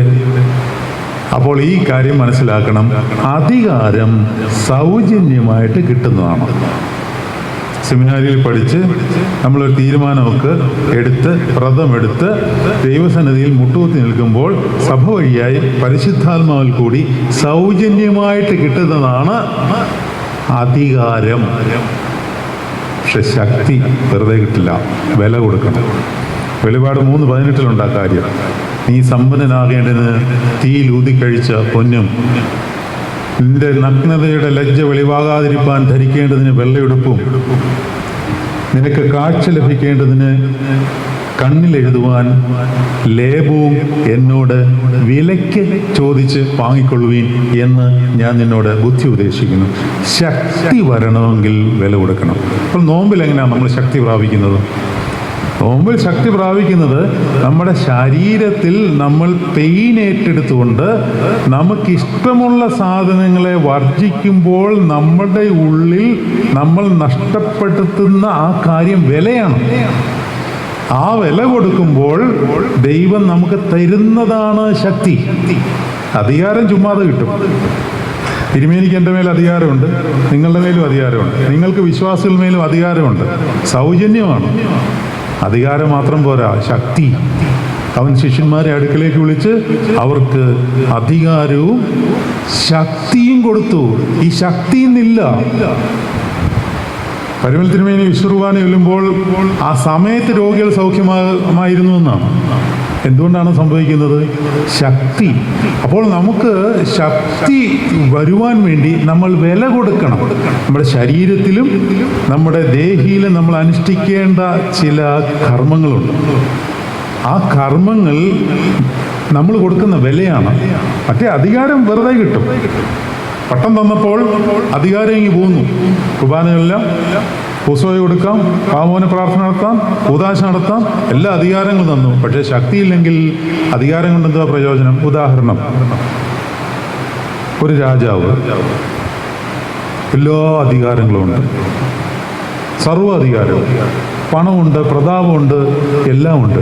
പക്ഷെ വയസ്സ് 100 കട്ടിലെ എണ്ണിക്കാൻ വയ്യ, വെറുതെ കിടക്കുകയാണ്. ശക്തിയില്ല. എന്താ കാര്യം? ഒരു കാര്യമില്ല. അപ്പോൾ നമ്മളിങ്ങനെ ഈ കറുത്തകുപ്പായൊക്കെ ഇട്ടുകൊണ്ട് നമ്മളുടെ അധികാരം മാത്രം വിനിയോഗിക്കാൻ തുടങ്ങിയാൽ, ശക്തിയില്ലെങ്കിൽ ആദ്യം പറഞ്ഞ ഈ കൈചൂണ്ടലുണ്ടാവും. ഇനി അധികാരത്തിൽ തന്നെ നമ്മൾ ശ്രദ്ധിക്കേണ്ട കാര്യമുണ്ട്. അധികാരത്തിൻ്റെ ഗ്രീക്ക് വാക്ക് എക്സൂസിയ എന്നാണ്. ഈ എക്സൂസിയ എന്നുള്ള വാക്ക് ലോകപരമായി നമ്മൾ ചിന്തിക്കുന്ന പോലുള്ള അധികാരമല്ല. ഞാൻ നിങ്ങളോട് ഇത് പറഞ്ഞു തരേണ്ട കാര്യമില്ല, എങ്കിലും ഒരു ശുശ്രൂഷയുടെ ഭാഗമായിട്ടങ്ങ് പറയുന്നുള്ളേ ഉള്ളൂ. ഇപ്പോൾ കേരളത്തിൻ്റെ ഒരു മുഖ്യമന്ത്രി, മന്ത്രിയുടെ കീഴിൽ അടുത്ത മന്ത്രി, അതിൻ്റെ കീഴിൽ അതിൻ്റെ സ്റ്റാഫുകൾ, പിന്നെ കീഴിൽ തൊഴിലാളികൾ. ഇതാണ് ഹയറാർക്കി എന്ന് പറയുന്ന അധികാരം. അങ്ങനെ ഒരു അധികാരമല്ല ഇത്. ഈ അധികാരം വേറെ. എക്സൂസിയ എന്ന് പറഞ്ഞാൽ, അതിനെ വളരെ ലളിതമായിട്ട് മനസ്സിലാക്കുവാൻ വേണ്ടി ഈ ഒരു ഉദാഹരണം അല്ലെങ്കിൽ ഈ സംഭവം എടുത്താൽ മതി. അതായത് കർത്താവ് അത്താഴത്തിൽ എഴുന്നേറ്റ് നിന്ന് തുവർത്തെടുത്ത് അരയിൽ ചുറ്റി അവിടെ കുനിഞ്ഞിരുന്ന് തൻ്റെ ശിഷ്യന്മാരുടെ പാദങ്ങൾ കഴുകിയ അധികാരം. ഇതൊരു അധികാരമാണ്. അത് സ്നേഹത്തിൻ്റെ അധികാരമാണ്. ലോകത്തിൽ ഒരു ഗുരുവും അങ്ങനെ ചെയ്തിട്ടില്ല. ശിഷ്യന്മാരുടെ കാൽപാദത്തിൽ കുനിഞ്ഞ്, അത് പറയുമ്പോൾ നമുക്ക് അകത്തുനിന്ന് കോരിത്തരിക്കണം. ഒരു ഗുരു, അതും നമ്മൾ വിചാരിക്കുന്ന തലത്തിലല്ല കർത്താവിൻ്റെ ഗുരുപ്രാഭവം. ഇന്നും ലോകത്തിൽ അനേകായിരങ്ങളെ തന്നിലേക്ക് ആകർഷിച്ചുകൊണ്ടിരിക്കുന്ന ഏക വ്യക്തിത്വം യേശു എന്ന രക്ഷകനാണ്. വേറെ ആരുമില്ല, ഒരു ദൈവങ്ങളുമില്ല, ഒരു അവതാരങ്ങളുമില്ല. ഇന്നും അനേകർ ഈ നിമിഷവും കർത്താവിന് വേണ്ടി മരിച്ചുകൊണ്ടിരിക്കുന്നു. അവനെയാണ് നമ്മൾ ആരാധിക്കുന്നത്. ബോധ്യം വേണം എവിടെയാണ് നിൽക്കുന്നത് എന്നുള്ളത്. അപ്പോൾ അവൻ കാണിച്ചു തന്ന അധികാരം, അതിൻ്റെ അടിസ്ഥാനം സ്നേഹം എന്നുള്ള ഭാഷയാണ്. അത് എളിമയുടെ അങ്ങേയറ്റമാണ്. കാല് കഴുകുക എന്ന് പറഞ്ഞാൽ അടിമയുടെ ജോലിയാണ്. അടിമത്തത്തിൽ ഏറ്റവും താഴെയുള്ള ജോലിയാണ് കാല് കഴുകുക. അതിൻ്റെ തൊട്ടു മേളിലുള്ള ജോലി ഏതാണെന്നറിയാമോ? ചെരുപ്പിൻ്റെ വാറഴിക്കുക എന്നുള്ളതാണ്. അതാണ് യോഹന്നാൻ സ്നാപകൻ പറഞ്ഞു, ഞാൻ അവൻ്റെ ചെരുപ്പിൻ്റെ വാറഴിക്കുവാൻ യോഗ്യനല്ല. കർത്താവ് അതിലും താഴെ എത്തിയിട്ട് പറഞ്ഞു, ഞാൻ നിങ്ങളുടെ പാദങ്ങൾ കഴുകാം. എൻ്റെ ഒരു ബലഹീനമായ ധാരണയാണ്. തെറ്റാണെങ്കിൽ തിരുമേനി തിരുത്തണം. ഞാൻ എൻ്റെ മനസ്സിൽ കണ്ടിരിക്കുന്ന ഒരു വേദശാസ്ത്രപരമായ അണ്ടർസ്റ്റാൻഡിംഗ് ആണ്. അതായത് നമ്മൾ കഷ്ടാനുഭാഷ്യ അല്ലെങ്കിൽ പാതി നോമ്പ് കഴിയുമ്പോൾ കുരിശെടുത്ത് ഗോകുൽത്തായിൽ വെച്ചിട്ട് അതിൽ ഒരു ഊറാറ കെട്ട് കെട്ടും അല്ലേ?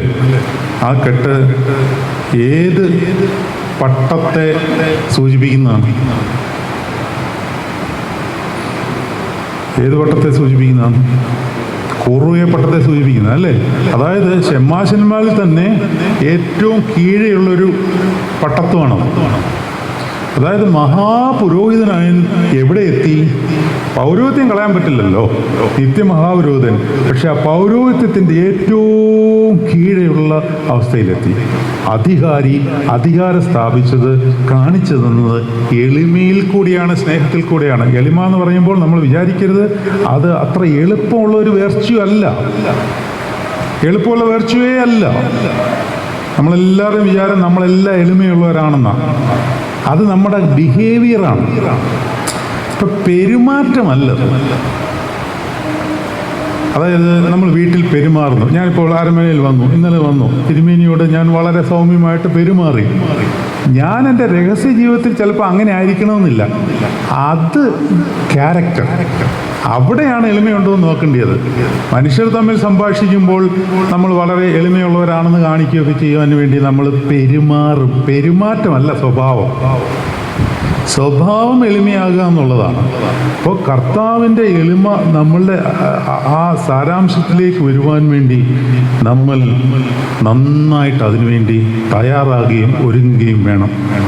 അതുകൊണ്ട് ഒരു തൂയോബയ്ക്ക് കയറുന്നതിന് മുമ്പായി, ഒരു വിശുദ്ധ ബലി അർപ്പിക്കുന്നതിന് മുമ്പായി ഒരു പുരോഹിതൻ എടുക്കുന്ന തയ്യാറെടുപ്പുകൾ എന്തൊക്കെയാണ്? നിങ്ങൾ അല്ലെങ്കിൽ നമ്മൾ ഒരുമിച്ച് എങ്ങനെയാണ് ഇതിനെ കൈകാര്യം ചെയ്യുന്നത്? ഞായറാഴ്ച രാവിലെ വിശുദ്ധ കുർബാനയ്ക്ക് വരുമ്പോൾ ഒരു ചടങ്ങ് പോലെ യാമപ്രാർത്ഥനകൾ മാത്രം തീർത്തിട്ട് വരുന്നവരാണോ?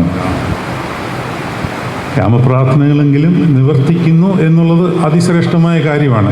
പക്ഷേ അതൊന്നും പോരാന്നാണ് എൻ്റെ അഭിപ്രായം. അതൊന്നും പോരാ. അതെല്ലാം ഇപ്പോൾ വന്നൊരു ചടങ്ങ് പോലെ ആയി തീർന്നിരിക്കുക. അങ്ങനെയല്ല.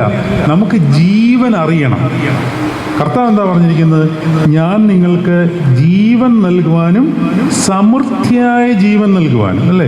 ഈ സമൃദ്ധമായ ജീവന്റെ അനുഭവം നിങ്ങൾ തൂയോബയ്ക്ക് കയറുമ്പോൾ അനുഭവപ്പെടുന്നുണ്ട്. അതായത് സാന്നിധ്യം, കർത്തൃ സാന്നിധ്യം, വിശുദ്ധന്മാരുടെ സാന്നിധ്യം, സിദ്ധന്മാരായ നീതിമാന്മാരുടെ ആത്മാക്കളുടെ സാന്നിധ്യം. ഹാബേലിന്റെ രക്തത്തെക്കാൾ ഗുണകരമായി സംസാരിക്കുന്ന യേശുവിൻ്റെ രക്തം തന്നെയാണ് ഞാൻ തൂയോബയിൽ നിൽക്കുമ്പോഴും കയ്യേന്തി നിൽക്കുന്നത് എന്നുള്ള ബോധ്യം. എന്താണ് ഹാബേലിന്റെ രക്തവും കർത്താവിൻ്റെ രക്തവും തമ്മിലുള്ള വ്യത്യാസം? എന്താണ്? ഹാബേലിന്റെ രക്തം നിഷ്കളങ്കന്റെ രക്തമായിരുന്നു. കർത്താവിൻ്റെ രക്തവും നിഷ്കളങ്കന്റെ രക്തമാണ്. ഹാബേലിന്റെ രക്തം കുറ്റം ചെയ്യാത്തവന്റെ രക്തമായിരുന്നു. കർത്താവിലും കുറ്റം ചെയ്യാത്തവന്റെ രക്തമാണ്. ഇവനിൽ ഒരു കുറ്റവും ഞാൻ കാണുന്നില്ല, അനേകർ സാക്ഷിച്ചു. ഇത് സാമ്യം. വ്യത്യാസം എന്താണ്? ഹാബേലിന്റെ രക്തത്തെക്കാൾ ഗുണകരമായി സംസാരിക്കുന്ന രക്തമാണ് കർത്താവിൻ്റെ രക്തം എന്ന് പറയുമ്പോൾ ആ കാൾ എന്താണെന്നാണ് എൻ്റെ ചോദ്യം. ചിന്തിച്ചിട്ടുണ്ടോ? ആർക്കെങ്കിലും പറയുവാൻ സാധിക്കുമോ? അല്ലെങ്കിൽ തോന്നുന്നുണ്ടോ? നിങ്ങളുടെ മനസ്സിൽ തോന്നുന്നുണ്ടോ എന്താണ് ഹാബേലിന്റെ രക്തവും കർത്താവിൻ്റെ രക്തവും തമ്മിലുള്ള വ്യത്യാസം? ഒന്നത് എനിക്കത് പുതിയൊരു ഇൻസൈറ്റാണ്. താങ്ക് യു തിരുമേനി. പാപങ്ങളെ കഴുകിക്കളയാൻ പറ്റും. Thank you. ഇനി വേറൊന്നുകൂടെ ഉണ്ട്, അത് ഞാൻ എൻ്റെ പറയാം. അത് വളരെ ഇമ്പോർട്ടൻ്റ് ആയിട്ടുള്ളൊരു പോയിന്റാണ്. Thank you. ഹാബേലിന്റെ രക്തം കൊണ്ട് അത് സാധ്യമല്ല. പാപങ്ങളെ കഴുകിക്കളയുന്ന രക്തം. ഇനി മറ്റൊന്നുകൂടെ പറയട്ടെ. Thank you. നല്ലൊരു പുതിയ പോയിന്റാണ്. ഹാബേലിന്റെ രക്തം ഭൂമിയിൽ നിന്ന് പ്രതികാരത്തിനായിട്ട് നിലവിളിച്ചു. കർത്താവിൻ്റെ രക്തം, പിതാവേ, ഇവർ ചെയ്യുന്നതെന്തെന്ന് ഇവർ അറിയാതിരിക്കുന്നതിനാൽ ഇവരോട് ക്ഷമിക്കണമേ എന്ന് ക്ഷമയുടെ, പ്രതികാരമില്ലാത്ത ക്ഷമിക്കുന്ന രക്തം. അതാണ് പൗലോസ് പറഞ്ഞിരിക്കുന്നത്, ആബേലിൻ്റെ രക്തത്തെക്കാൾ ഗുണകരമായി സംസാരിക്കുന്ന പുണ്യാഹ രക്തം എടുത്ത് കയ്യിലേന്തി നിൽക്കുമ്പോൾ അതിൻ്റെ ഗ്രാവിറ്റി നമുക്ക് ബോധ്യപ്പെട്ടിട്ടുണ്ടോ? നമ്മൾ എന്താണ് അവിടെ ചെയ്യുന്നത്? ഒരു പുരോഹിതൻ രണ്ട് രീതിയിൽ മധ്യസ്ഥനായിട്ട് നിൽക്കുവാണ്. കർത്താവ് നിന്നെ കാണുന്നത് ജനത്തിൻ്റെ പ്രതിനിധിയായിട്ടാണ്, ജനം നിന്നെ കാണുന്നത് കർത്താവിൻ്റെ പ്രതിനിധിയായിട്ടാണ്. ഈ രണ്ട് സ്റ്റേജിൻ്റെ ഇടയിലാണ് നമ്മൾ. എന്നാൽ നമ്മൾ ബലഹീനരായ മനുഷ്യരുമാണ്. ജനം നമ്മളെ കാണേണ്ടതും കാണുന്നതും കർത്താവായിട്ടാണ്. അതുകൊണ്ടാണ് വി ആർ മൂവിങ് ഓൾട്ടേഴ്സ്. ബിഷപ്പുമാർ മാത്രമല്ല, I feel like I may not correct in meaning, we are moving altars. അച്ഛന്മാരുടെ കൈ മുത്തുകയാണ് വേണ്ടത്. ഇന്ത്യൻ ഓർത്തഡോക്സ് സഭയിൽ ഒഴിച്ച്, അതായത് മലങ്കര, ഈ ഇന്ത്യയിലുള്ള മലങ്കര ഓർത്തഡോക്സ് സുറിയാനി സഭയിൽ ഒഴിച്ച് ബാക്കി എല്ലാ ഓർത്തഡോക്സ് ചർച്ചസുകളും അച്ഛന്മാരെ കണ്ടാൽ കൈമുത്തും. മുത്തു എന്ന് പറഞ്ഞാൽ ഉമ്മ വയ്ക്കുകയാണ് ചെയ്യുന്നത്. ഉമ്മ വയ്ക്കും. ചിലർ കാലേ വീണു. എത്യോപ്യൻ പ്രീസ്റ്റിനെ കണ്ടു കഴിഞ്ഞാൽ അവർ, എത്യോപ്യക്കാർ നമ്മളെ കണ്ടാൽ കാലയിൽ വീഴും. നമുക്ക് പരസ്പരം എന്താണ് വിഷ് ചെയ്യേണ്ടതെന്ന് പോലും അറിയത്തില്ല. ഞാൻ ചോദിക്കട്ടെ, ഒരു ഓർത്തഡോക്സ് പ്രീസ്റ്റ് ഒരു ഓർത്തഡോക്സ് വിശ്വാസിയെ കണ്ടാൽ എങ്ങനെയാണ് ഗ്രീറ്റ് ചെയ്യേണ്ടത്? കാത്തലിക് സഭയിൽ അവർക്കൊരു ഗ്രീറ്റിംഗ് മെത്തഡോളജി ഉണ്ട്. നിങ്ങൾ ശ്രദ്ധിച്ചിട്ടുണ്ടോ? ഈശോ മിശിഹായിട്ട് സ്തുതിയായിരിക്കട്ടെ എന്ന് പറയും. അത് പ്രീസ്റ്റുകളെ മാത്രമല്ല, ആര് തമ്മിൽ കണ്ടാലും അവരിങ്ങനെ കൈകസ്തൂരി കൊടുത്തിട്ട് ഈശോ മിശിഹായ്ക്ക് സ്തുതിയായിരിക്കട്ടെ എന്ന് പറയും. അത്രയെങ്കിലും അവർ അവരുടേതായ ഒരു ട്രഡീഷൻ ഫോളോ ചെയ്യുന്നുണ്ട്. നമ്മളും പലരും ഇത് തന്നെയാണ് പറയുന്നത് തെറ്റൊന്നുമില്ല, അതിനകത്ത് കുഴപ്പമൊന്നുമില്ല. ഈശോ മിശിഹായിട്ട് സ്തുതിയായിരിക്കട്ടെ, ഇപ്പോഴും എപ്പോഴും സ്തുതിയായിരിക്കട്ടെ, നല്ലൊരു കാര്യമാണ്. എന്നാൽ ഇതിനേക്കാളും ശ്രേഷ്ഠമായ ഒരു ഗ്രീറ്റിംഗ് നമുക്ക് കിടപ്പുണ്ട്. പക്ഷെ നമുക്കറിയില്ല. എന്താണെന്ന് അറിയാമോ? അറിയില്ല നമുക്ക്. ഞാൻ പലപ്പോഴും പറഞ്ഞു കൊടുക്കാറുണ്ട് പലയിടത്തും, ചിലയിടത്തൊക്കെ തുടങ്ങി പറഞ്ഞു കൊടുത്തതിന് ശേഷം. അതായത് അത് വിശ്വാസിയാണ് ആദ്യം പറയേണ്ടത്. വിശ്വാസി വന്ന് പുരോഹിതൻ്റെ കൈ പിടിച്ച് മുട്ടിക്കൊണ്ട് ബ്ലെസ് മീ ഫാദർ എന്ന് പറയണം. ബിഷപ്പാണെങ്കിൽ ബ്ലെസ് മീ ഹോളി ഫാദർ എന്ന് പറയണം. അപ്പോൾ ആ കൈ പതുക്കെ വലിച്ച് തലയിൽ വെച്ചുകൊണ്ട് I bless you my child in our lord's name, നമ്മുടെ കർത്താവായ യേശു ക്രിസ്തുവിൻ്റെ നാമത്തിൽ ഞാൻ നിന്നെ അനുഗ്രഹിക്കുന്നു. എത്ര ശ്രേഷ്ഠമായൊരു സാധനമാണെന്ന് നോക്കി, ഒരു ഗ്രീറ്റിംഗ് ആണെന്ന് നോക്കി. ഇത് നമ്മൾ ആരും ഫോളോ ചെയ്യുന്നില്ല, നമുക്കൊട്ട് അറിയത്തുമില്ല. എന്തുകൊണ്ടറിയാതെ പോയി? എങ്ങനെയോ നഷ്ടപ്പെട്ടു. ഇങ്ങനെ പല പല സംഗതികളും പൗരോഹിത്യ ജീവിതത്തിൽ നമ്മൾ തുടർന്ന് പോരേണ്ടത് നമ്മളിൽ നിന്ന് നഷ്ടപ്പെട്ടു പോയിരിക്കുന്ന കാരണം നമ്മൾ ഈ വേൾഡ്ലി തിങ്സിലോട്ട് നമ്മുടെ ശ്രദ്ധ മുഴുവൻ പോയി. ഇവിടെ ഇപ്പുറത്ത് വിശുദ്ധി കൈകാര്യം ചെയ്യുമ്പോൾ വിശുദ്ധിയുടെ ജീവനൊന്നും നമുക്ക് അനുഭവപ്പെടുന്നില്ല. അത് പഴയകാല പുരോഹിതന്മാരും പുതിയ പുരോഹിതന്മാരും തമ്മിലുള്ള ഒരു കമ്പാരിസൺ നടത്തുമ്പോൾ നമുക്ക് മനസ്സിലാവും. നമുക്കറിയാം, ഇവിടെ നല്ല പ്രായമായ ഒത്തിരി സീനിയറായിട്ടുള്ള അച്ഛന്മാരിരിപ്പുണ്ട്. അവരെല്ലാം ഇങ്ങനെ തന്നെയാണെന്ന് ഞാൻ വിശ്വസിക്കുകയാണ്. അതായത് പഴയ കാലത്തെ പുരോഹിതന്മാർ, എൻ്റെ കുട്ടിക്കാലത്തെ ഏലിയാസ് റമ്പാച്ചനായിരുന്നു വകയാർ സെൻറ്റ് മേരീസ് ഹോസ്പിറ്റൽ പള്ളിയിലെ വികാരി. അന്ന് അച്ഛനായിരിക്കുമ്പോൾ അദ്ദേഹത്തിന് 35 വയസ്സേ ഉള്ളൂ. ആ 35 വയസ്സുള്ള അദ്ദേഹം ശനിയാഴ്ച വൈകിട്ടായാൽ വാ തുറക്കില്ല. ഇനിയും ഭൂലോകം ഇടിഞ്ഞു വീണാലും വാ തുറക്കില്ല. നമ്മളുള്ള വർത്തമാനമെല്ലാം പറഞ്ഞ് വീട്ടിൽ പോയി TV കണ്ട് ആ കോമഡി സ്റ്റാർസും കണ്ടിട്ടാണ് പുരോഹിതന്മാർ. ഞാൻ പറയുന്നതിൽ എനിക്ക് വിഷമമുണ്ട്. ഞാൻ എന്നെ പറയുകയാണെന്ന് വിചാരിച്ചാൽ മതി. ഞാൻ ആരെയും പറയുന്നതല്ല. പുരോഹിതന്മാരുടെ വീട്ടിൽ ചെന്നാൽ അവിടെ ഇങ്ങനെ ആവശ്യമില്ലാത്ത സകലവിധ എൻജോയ്മെൻറ്റ്സും ഉണ്ട്. ഞാൻ അടുത്തിടയ്ക്ക് ഒരു അച്ഛൻ്റെ വീട്ടിൽ പോയി. കയറി ചെല്ലുന്ന ആ കവാടത്തിൽ ആ ഭിത്തിയിലൊരു വലിയൊരു ഫോട്ടോ എന്ന് പറഞ്ഞാൽ ഒരു 3 മീറ്റർ വീതിയും 2 മീറ്റർ നീളമുള്ള ഒരു ഫോട്ടോ ഇങ്ങനെ വെച്ചിരിക്കുക. കാരണം നേരെ കയറി ചെല്ലുമ്പോൾ ഇതാ കാണുന്നത്. എന്താണ് ആ ഫോട്ടോ എന്നറിയാമോ? ഒരു കടുവ ഇങ്ങനെ വാ പൊളിച്ച് ഇങ്ങനെ നിൽക്കുകയാണ്. ഞാൻ ഭയന്നുപോയി പെട്ടെന്ന്.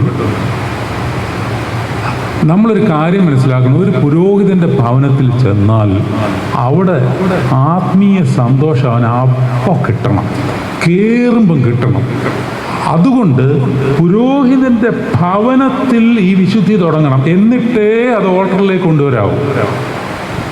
അല്ല ഭവനത്തിലെല്ലാ വലിയ തോന്നിവാസമൊന്നും കാണിക്കുന്നല്ല ഞാൻ പറയുന്നത്, അങ്ങനെയൊന്നും നമ്മൾ ചെയ്യുന്നില്ല. പക്ഷേ പുരോഹിതൻ കാണിക്കേണ്ട ആത്മീയ നിലവാരം വേറെയാണ്.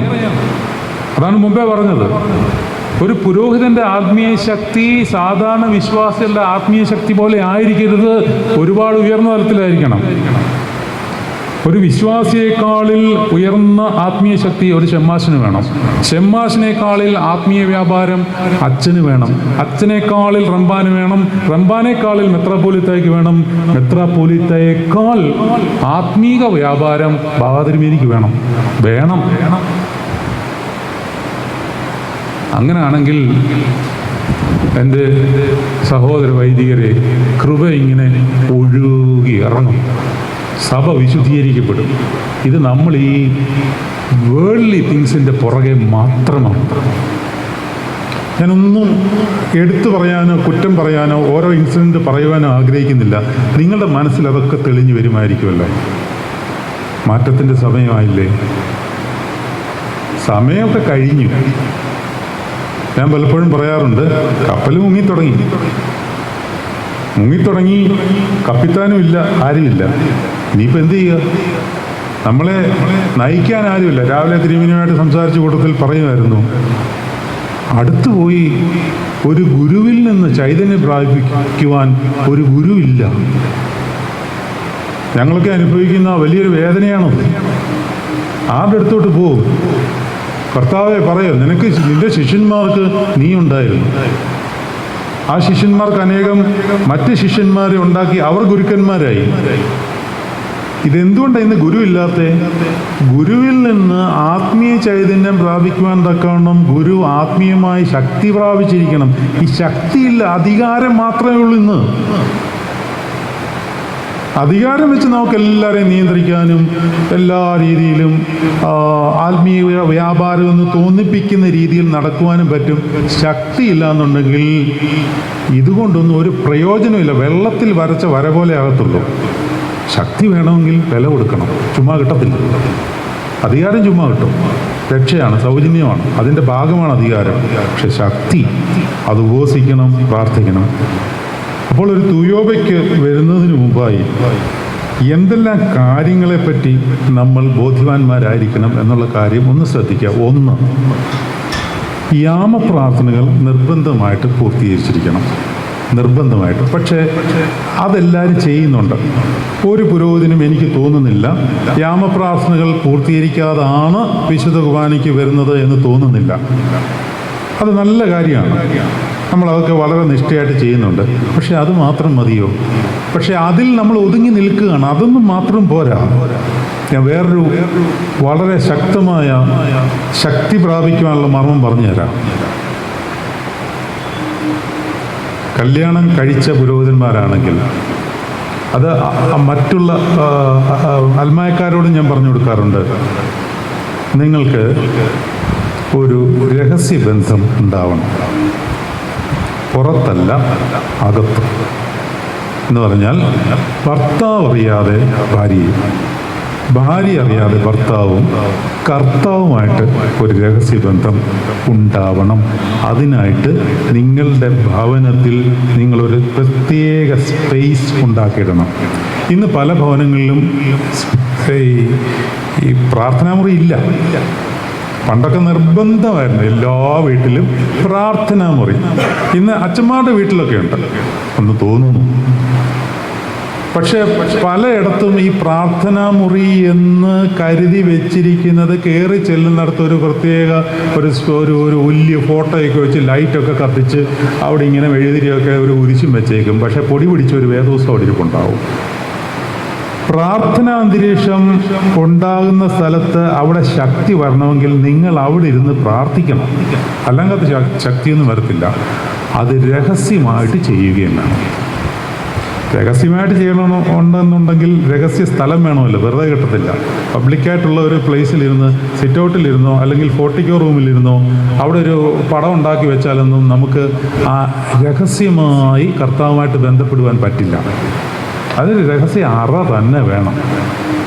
നിങ്ങൾക്ക് പലപ്പോഴും വിഷമം ഉണ്ടാവുമെന്ന് എനിക്കറിയാം. കാരണം പലയിടത്തും ഇത് സൗകര്യപ്രദമാവുന്നില്ല. ഞാൻ ചോദിക്കുന്നത്, നിങ്ങൾക്ക് വിഷമം ഉണ്ടാവില്ലേ? നിങ്ങൾ വീട് പണിയുമ്പോൾ എന്താണ് ഇതിനെപ്പറ്റി ചിന്തിക്കാഞ്ഞത്? എന്തുകൊണ്ട് ചിന്തിച്ചില്ല? എൻ്റെ കർത്താവുമായിട്ട് എനിക്ക് ഇരിക്കാൻ ഒരു 2 മീറ്റർ വീതിയും 2 മീറ്റർ നീളവും മതി, കൂടുതലൊന്നും വേണ്ട.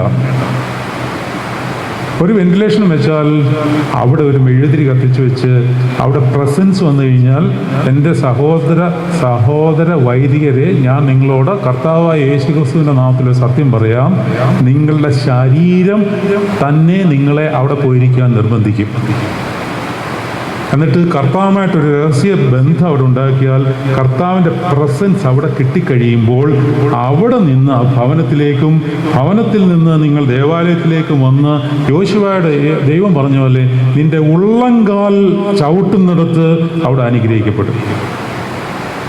ഇത് പുരോഹിതനിൽ കൂടി നടന്നില്ലേ, പിന്നെ ആരിൽ കൂടിയാണ് നടക്കുന്നത്? ലോകത്തിലെ ഒരു പ്രശ്നവും വിശുദ്ധിയിൽ പരിഹരിക്കപ്പെടാൻ പറ്റാത്തതല്ല.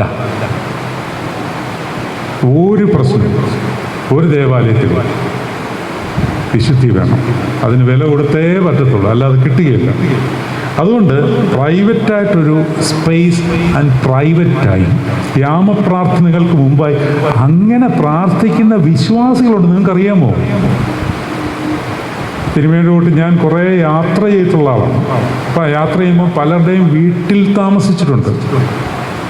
തിരുമേനി വെളുപ്പിനെ 3 മണിക്ക് എണ്ണീറ്റ് കർത്താവിൻ്റെ സന്നിധിയിലിരുന്ന് 5 മണി വരെ രഹസ്യ പ്രാർത്ഥനയും ശീമാ നമസ്കാരം ചൊല്ലിയിട്ട് ഡ്യൂട്ടിക്ക് പോകുന്ന എത്ര കുടുംബങ്ങളെ അമേരിക്കയിൽ എനിക്കറിയാം. കുറച്ചു മുമ്പ് ഞാനെന്താ പറഞ്ഞത്? ഒരു വിശ്വാസിയെക്കാളിൽ ആത്മീയ പവർ പുരോഹിതനുണ്ടായിരിക്കണം. പക്ഷെ തിരിച്ചായിപ്പോ. കാരണം എന്താണെന്ന് ചോദിച്ചാൽ, ഞാൻ ആദ്യം പറഞ്ഞ പോലെ പുരോഹിതൻ്റെ ശക്തി വ്യാപാരം എന്താണെന്ന് പുരോഹിതന് അറിയാൻ പറ്റാത്ത വിധം പിശാച് നമ്മളെ അന്ധകാരത്തിലാക്കിയിട്ടിരിക്കുകയാണ്. അത് പൊട്ടിച്ചേ പറ്റത്തുള്ളൂ. മാതാവിൻ്റെ സാന്നിധ്യവും മാതാവിനുള്ള മധ്യസ്ഥതയുമാണ് ഏറ്റവും നല്ലത്. കാരണം മാതാവ് പുരോഹിതന്മാരെ മക്കളായിട്ടാണ് കാണുന്നത്. മോൻ ആ മോൻ്റെ ഭാര്യയായിട്ടാണ് കൊച്ചുമാരെയും കാണുന്നത്. മോനും മോളുമാണ്. ഈ അന്ധത മാറണം. കാരണം പിശാചിനറിയാം, പുരോഹിതൻ വിശുദ്ധിയോടെ ജീവിച്ചാൽ അവൻ്റെ കോട്ട തകരും. ഞാൻ എന്താണ് പറഞ്ഞത്? പിശാചിനറിയാം, ഒരു പുരോഹിതന് വിശുദ്ധിയോടെ ജീവിച്ചാൽ അവൻ്റെ കോട്ട തകരും. അതുകൊണ്ട് പുരോഹിതനെ അടിച്ചിട്ടാൽ, ഇടയനെ വെട്ടിയാൽ ആടുകൾ ചിതറും. അതുകൊണ്ട് ഇന്നത്തെ കാലത്ത് വിവിധ തര രീതിയിൽ പിശാച് പുരോഹിതന്മാരെ ബന്ധിച്ചിട്ടിരിക്കുകയാണ്. ഇപ്പോൾ വളരെ മാന്യമായ രീതിയിലുള്ള ബന്ധനങ്ങളാണ് നടക്കുന്നത്. അത് ഞാൻ പറയുന്നില്ല. ഞാൻ രാവിലെ തിരുമേനിയുമായിട്ട് 1-2 അച്ഛന്മാരുടെ കാര്യം സംസാരിക്കുകയായിരുന്നു. അതിനൊന്നും കുഴപ്പമില്ല എന്നുള്ള രീതിയിൽ സഭ അനുവദിച്ചിട്ടില്ലാത്ത പല കാര്യങ്ങളും സഭയിൽ അത് ക്രമീകരിച്ചിരിക്കുന്നത് പരിശുദ്ധാത്മാവിനാലാണെന്ന് ബോധ്യമില്ലാതെ അതിനൊന്നും കുഴപ്പമില്ല എന്നുള്ള രീതിയിൽ ജീവിക്കുവാൻ പുരോഹിതന്മാരെ പ്രേരിപ്പിക്കുന്ന ഘടകങ്ങൾ സഭയിൽ പെരുകിക്കൊണ്ടിരിക്കുന്നു. ഇങ്ങനെ പെരുകിയാൽ ഇതൊരു സാമാന്യവൽക്കരിക്കപ്പെടും. പിന്നെ ആർക്കും ചെയ്യാവുന്നതാവും.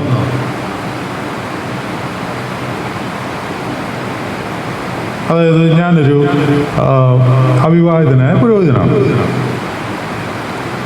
എനിക്ക് നാളെ തോന്നുകയാണ് കല്യാണം കഴിച്ചേക്കാം. എനിക്ക് ന്യായങ്ങളുണ്ട്. സഭയോട് പറഞ്ഞാൽ സഭയ്ക്ക് നോ പറയാൻ പറ്റില്ല. കാരണം ലോ അങ്ങനെയാണ്. ആരാ എന്നെ പ്രേരിപ്പിക്കുന്നത്?